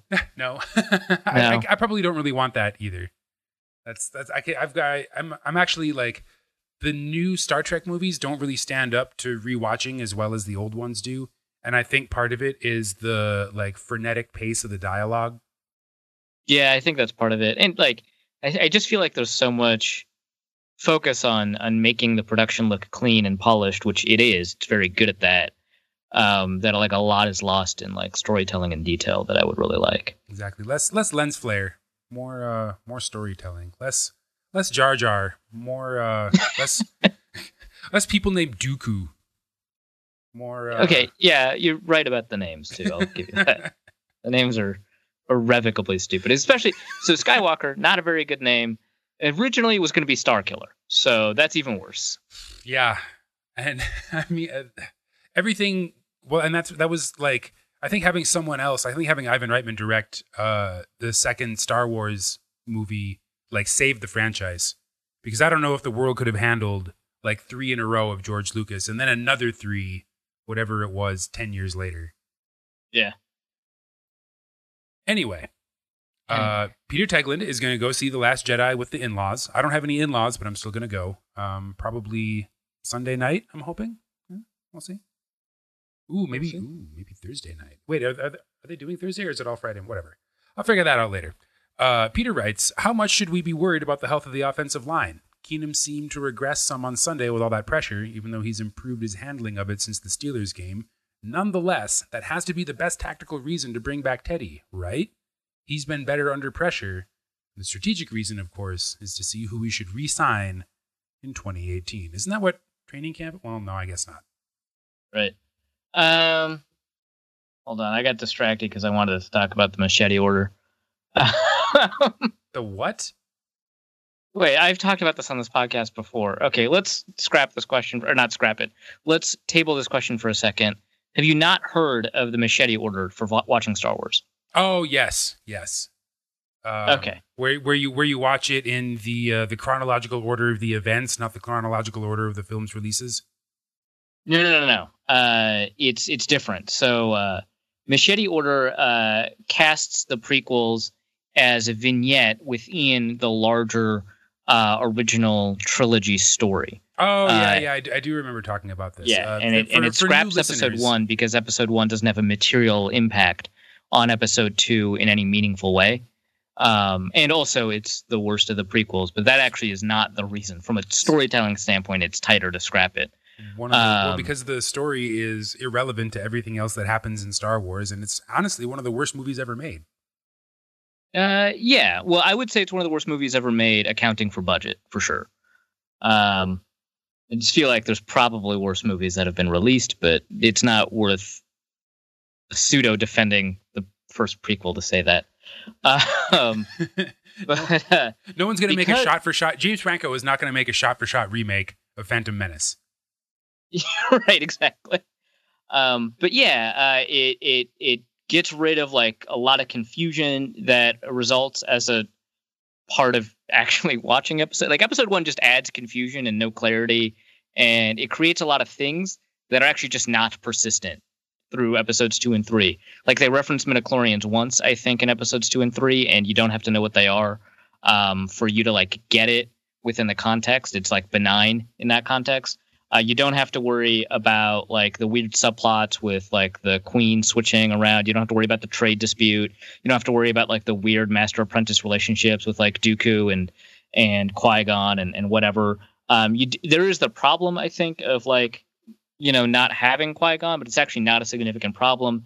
But yeah, you just watch episodes 4 and 5, and then episodes 2 and 3, and episode 6, and it creates a really satisfying conclusive arc for Darth Vader. And it ramps up the tension for that final movie. It creates just a better movie watching experience. And then, also it gets rid of like the worst of the movies, which is an incidental benefit, but is a benefit. So where is there an updated machete order that includes Rogue One and Force Awakens? No, but I imagine the person who wrote this blog, which is just a random blog. Here it is. Yeah, he has an update in FAQ. It's a random blog, and he just talked about this machete order, and it got super popular. Let's see, update in FAQ. Wow, this machete order thing got big.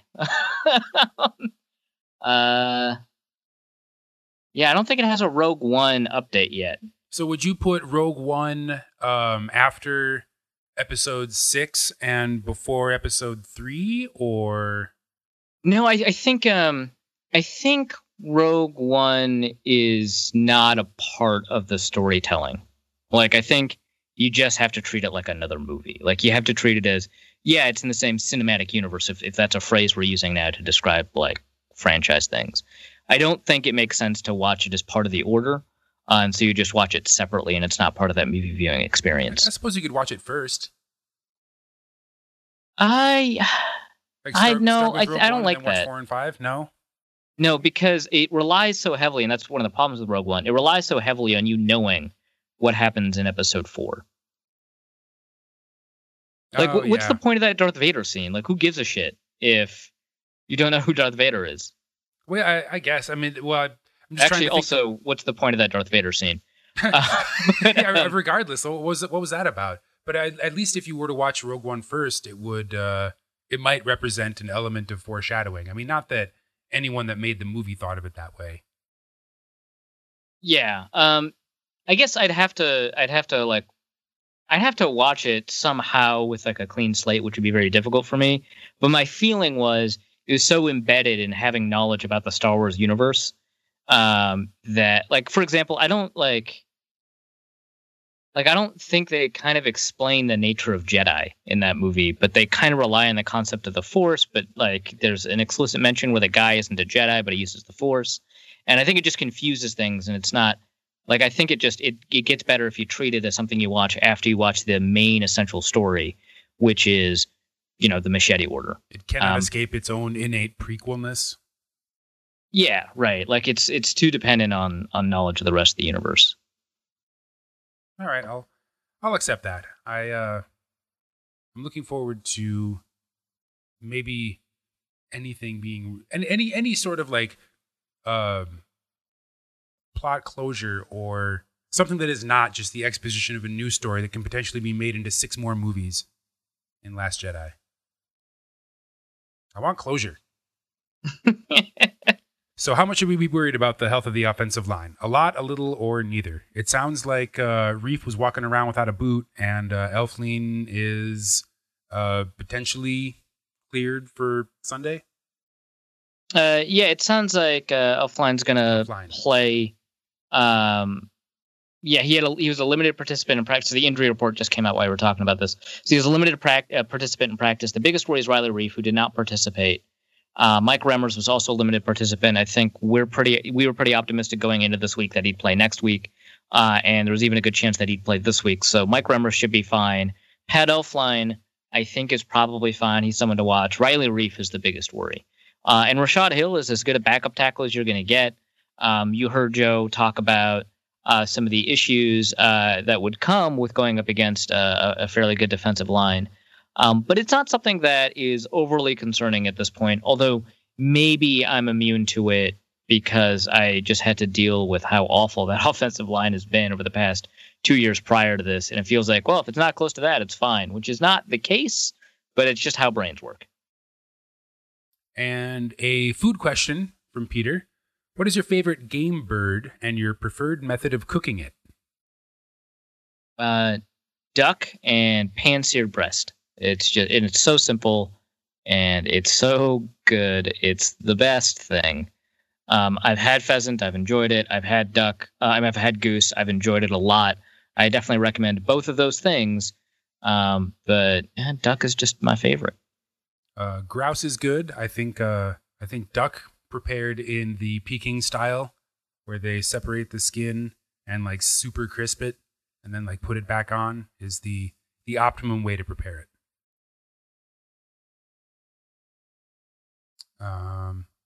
Flag Husband writes in, what is your preferred metric when evaluating a pass defense? Going by traditional stats, the Vikings are holding opposing quarterbacks to around a 78 rating. Should we look at opposing NEA for a clearer picture? Yeah, my favorite, especially at a team level, is adjusted net yards per attempt, because you don't really get sort of the full understanding of how effective a pass defense is if you kind of extract sacks from that equation, and it overweights turnovers. Like, turnovers are really significant. It's actually kind of hard to overweight turnovers in a model, but passer rating manages to do that. And it also is important to understand that because turnovers are fluky, it's really important not to overweight them. But sacks are a really big part of the success of a passing defense. If you sack someone on first down, there's like a 30% chance that they're going to convert that series. Like, it drops down the chances of converting later in the series by a huge margin. And so if you eliminate sacks, it really kind of robs the significance of how good a pass defense is. So it's definitely adjusted net yards per attempt. There are, of course, issues with it, but I don't think those issues are that significant. It doesn't have it embedded the way it's, it doesn't have an embedded, bonus for first downs, and it should. Passer rating gets closer to that because it gives you a bonus for completions, but it goes too far in that direction. It gives you too much of a bonus for completions. But it's probably the best sort of easily accessible, advanced statistic, which you can find at profootballreference.com for free. They're amazing people that run the website. It's just stunning. And what they do with adjusted net yards per attempt is probably the best one. And it's probably the most predictive one that still incorporates things like turnovers. Pro Football Reference is an incredible resource. They don't. They do so much work on every game that they're a little slow to update during the season. Like, you can't show up on Tuesday morning and see results from the Monday night game. But as far as exhaustive statistics on every game going back decades, PFR is where it's at. Yeah. Incidentally, I think the Vikings are 5th in adjusted net yards per attempt allowed. So not bad. That's fine. Jacob Coast writes in, Angry Aaron is back and his eyes are set on week 16. As an aside, that will render ESPN entirely unwatchable until the games are over. It'll just be Aaron Rodgers all the time. How many Super Bowls is Aaron Rodgers going to lead the Packers to now that he has a partially healed collarbone? Should we just cancel the playoffs? Yeah, no, yeah. Oh, Aaron Rodgers is back. That's football. All right. Not that I'm like bitter about the relentless 24/7 Aaron Rodgers coverage. I guess why would you be? On balance, I would rather be like under the radar, but a little recognition would be nice. Jacob goes on to say, I think we could beat them in Lambeau, potentially without much trouble. Am I a doofus? I don't think you can beat them without much trouble, but I do think it's definitely winnable. Aaron Rodgers has a 4-5-0 record against the Vikings under Mike Zimmer. So he's lost more games than he's won. That loss does include the game that he was injured in, so that's not a fair accounting. But even if you take it out, he's 500 against the Vikings, and so definitely you can beat them. I think this is one of the worst examples of a Packers defense we've seen, so he's going to have to do more. He has improved over time against Zimmer defenses. He was much worse against the Bengals defenses. He was not that good against the first iteration of the Vikings Zimmer defense. But he's gotten better at it. So he's like getting closer to figuring stuff out. But, the Vikings have held Aaron Rodgers to about 6.02 adjusted net yards per attempt, which is good for 20th in the NFL this year. That's not great. And it's particularly not great for a quarterback that is meant to carry sort of the rest of the team. So yeah, it's certainly winnable. And we don't really know Whether or not this is going to impact his biomechanics in terms of, like what his throwing motion is going to look like, we don't know. There may be a chance of re-injury coming back this soon from, a collarbone fracture. And it's the Packers' offensive line is not as good as it was in previous matchups. Like I said, that defense is going to put them in difficult spots. And Trey Waynes is playing better, and that was kind of one of the bigger problems in the last matchup, which, it's fine. So, yeah, it's definitely winnable. Kyle Segal writes in, 2 of 3 losses the Vikings have suffered came against teams named after big cats. How concerned should we be about playing another one this week? From 1 to 10, with 1 being immolate self now, and 10 being just let the abyss look back already. So, Kyle's had a thing where he's just been panicking every week on Twitter about the Vikings, which is just weird given how well they're doing. He also has a thing where he talks about my persistent hatred for big cats, which is not a thing. And he's been doing this for years in the Norse Code mailbag. Usually we don't read those questions. Sometimes we do. This is the 5th year that he has been assaulting us with big cat related questions. And we probably went through like a solid, 2.5 year gap where we were just like, whatever, Kyle, we're done with the big cats. Yeah, right. But it is surprisingly relevant. I guess not that many big cat teams. So fair enough. We're playing the 4th this week. Yeah, we're playing one this week. Lost to the Lions. Lost to the Panthers. Beat the Lions once though, so that's a thing. I'm not worried. I guess. Just feel like they'll go 2-2 against big cats this year. Now, that's fair, I think. If we were to run into the Jaguars in the playoffs, that might be a little more concerning. It would have to be the Super Bowl, which would be interesting as hell. A Vikings-Jaguars Super Bowl. Yeah. Oh, my gosh. Amazing. In Minnesota, of all places. Just imagine the furious sports writers. Right. Yeah, exactly. Don from Ohio returns. Is eggnog the most overrated food/drink of any holiday? No. Someone in the comments mentioned fruitcake, but I don't know anyone who overrates fruitcake. No. So fruitcake is properly rated. I was going to say cranberry sauce, but cranberry sauce. Oh, yeah, that's fair. I think cranberry sauce is properly rated as well. I don't know of anyone who's like, you know what I want this Thanksgiving? Is some of that cranberry sauce. All right. Well, turkey is obviously the most overrated food, but I don't know. I feel like I've only really had really good eggnog. So we go to Vermont every year to visit my brother in Christmas, and they've got like this creamery that they always buy like their milk from, and they buy their eggnog from this creamery. And my brother says he hates eggnog except for eggnog from this creamery, and in fact he had to be like coaxed into drinking it because he didn't think it'd be good because he hates eggnog. And I don't really have eggnog that often, and I had this and it was just astounding. So I don't really have a good basis for comparison to really answer this question. Well, I like eggnog a lot. I think it's properly rated.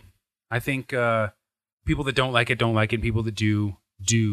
And since I know your brother doesn't listen to this podcast, I can say that I think he likes his eggnog in no small part because it is something like hyper local, made in small quantities that he can be smug about.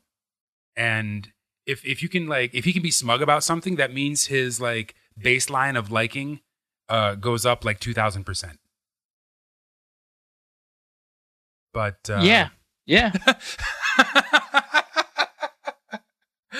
But God, with the most overrated drink, that's are any other holidays like defined by drinks? I mean, is there like a beverage for Valentine's Day? No. No. Most overrated drink is green beer on St. Patrick's Day. Yeah, that's fair. By a lot. What about if instead of, like, I feel like a bunch of people have like sparkling cider on New Year's because they don't want to, and that's like kind of overrated. No, that's properly rated. I think as someone who knows people who enjoy the conviviality of because New Year's is more or less like a drinking holiday. It's like and kind of like an emotional reset holiday. And I can appreciate, wanting to be convivial without, wanting to drink alcohol. And so for those people, I think sparkling cider is properly rated. I prefer champagne on New Year's, Right. but that's just me. I can't. Right, that's it for the mailbag, right? Yeah. Terrible friend. Wow. Did somebody get a hold of your Twitter account? Writes in, what's your favorite gin? Wow, that's a question right for you. Yeah, I imagine you don't really have any thoughts on that. I don't. Well, of course, I have a few. I'll cover for you in this one.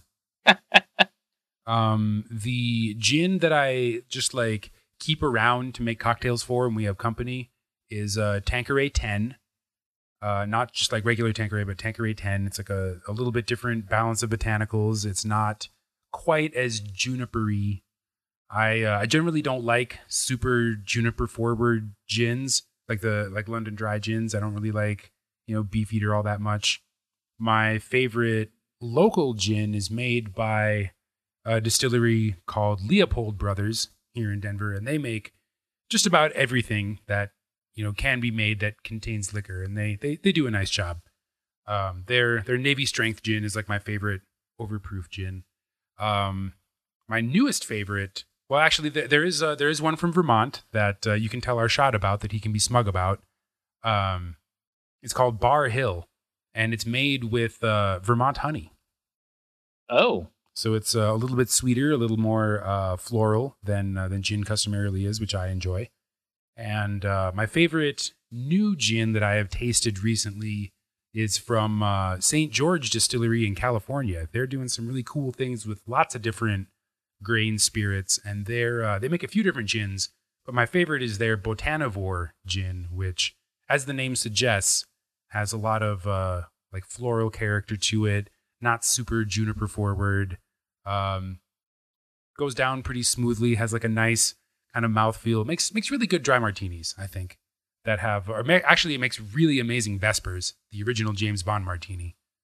But that's my thoughts on gin. If you're looking for one to keep around the house, get Tanqueray 10. All right. By the way, I did find the blog's opinions on Rogue One's place in the Machete Order. I will read it aloud because nobody loves anything more than audio content read aloud. But mostly because I totally agree with everything he said, because he agreed with what I said. All right. Concurrent opinions with Arif Hassan. Right. Lots of people are claiming Rogue One is a necessary now because it helps explain a lot of A New Hope. I disagree. The original Star Wars Episode 4 is a timeless piece of groundbreaking cinema, and it's been beloved by generations for nearly 40 years without Rogue One. I don't know how much less necessary a film could get than having 40 years of fans being unbothered by its non-existence. It is true that Rogue One is essentially a 2-hour retcon of a huge 2-meter-wide plot hole, but the film is structured as a retcon, not as a new introduction to the series. Some have suggested Rogue One should be the first film in viewing order, and I don't see it at all. That's like suggesting you should read Rosencrantz and Guildenstern Are Dead before Hamlet. Rogue One doesn't work even as an introduction. It does none of the world building that A New Hope does, or even that The Phantom Menace does. Frankly, the movie's most glaring flaw is that the first 45 minutes or so are incredibly rushed and disjointed. The film's own characters aren't given proper introductions, let alone the entire galaxy. Characters in Rogue One talk about the Force without a single line explaining what it is. Darth Vader's introduction is abysmal if it's the first time an audience is seeing him, and his first scene ends with a dorky pun. No, Rogue One as the first movie doesn't work to me. I cannot strongly enough recommend against showing someone who has never seen Star Wars the Rogue One entry first. These anthology films are meant to be viewed in the margins of the main episode series. That's where they belong. Whew, strong words. Funny words. Rosencrantz and Guildenstern Are Dead, huh? What a great reference. That's clever. I like the line about cannot imagine a more less necessary movie, right. which is actually how I feel about every Star Wars movie after Episode 6. I mean, you're not wrong. You're just being an asshole. I'm not being an asshole. Well, okay, maybe a little.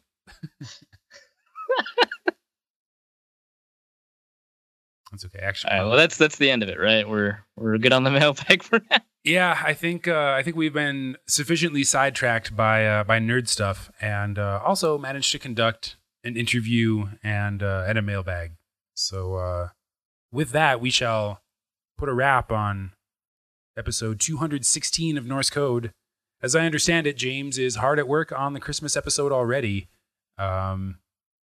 I think we're actually doing pretty good. We're like right at the 2-hour mark, so I think we'll just leave this one as is and try to generate some more off-topic content for Christmas when we take a little time off.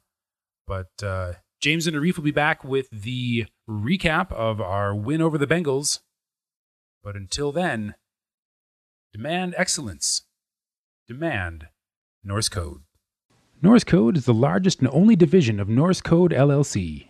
You can find Norse Code on the Daily Norseman, SB Nation's Vikings blog at dailynorseman.com. You can also find it on iTunes, Stitcher, Google Play Music Podcasts, or wherever else fine podcasts are aggregated. Our Vikings blogger extraordinaire and generally useful human is Arif Hassan, who can be found on Twitter at Arif Hassan NFL. Our intrepid producer and occasional co-host James Pogachnik can be found on Twitter at Big Mono or curating the official Norse Code Twitter feed at NorseCodeDN. I'm your host with a firm grasp of the obvious, Dusty O'Connell, and my name is my handle on Twitter.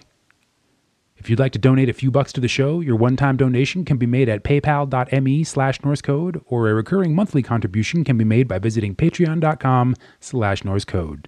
Please visit our website, norsecodepodcast.com, where you'll find links to our Facebook and YouTube pages, along with the episode archive and some other good stuff. And any questions or comments that won't fit in a tweet can be emailed to norsecodepodcast@gmail.com. And on behalf of the entire Norse Code staff, thank you so much for listening. Our formula is this. We go out, we hit people in the mouth.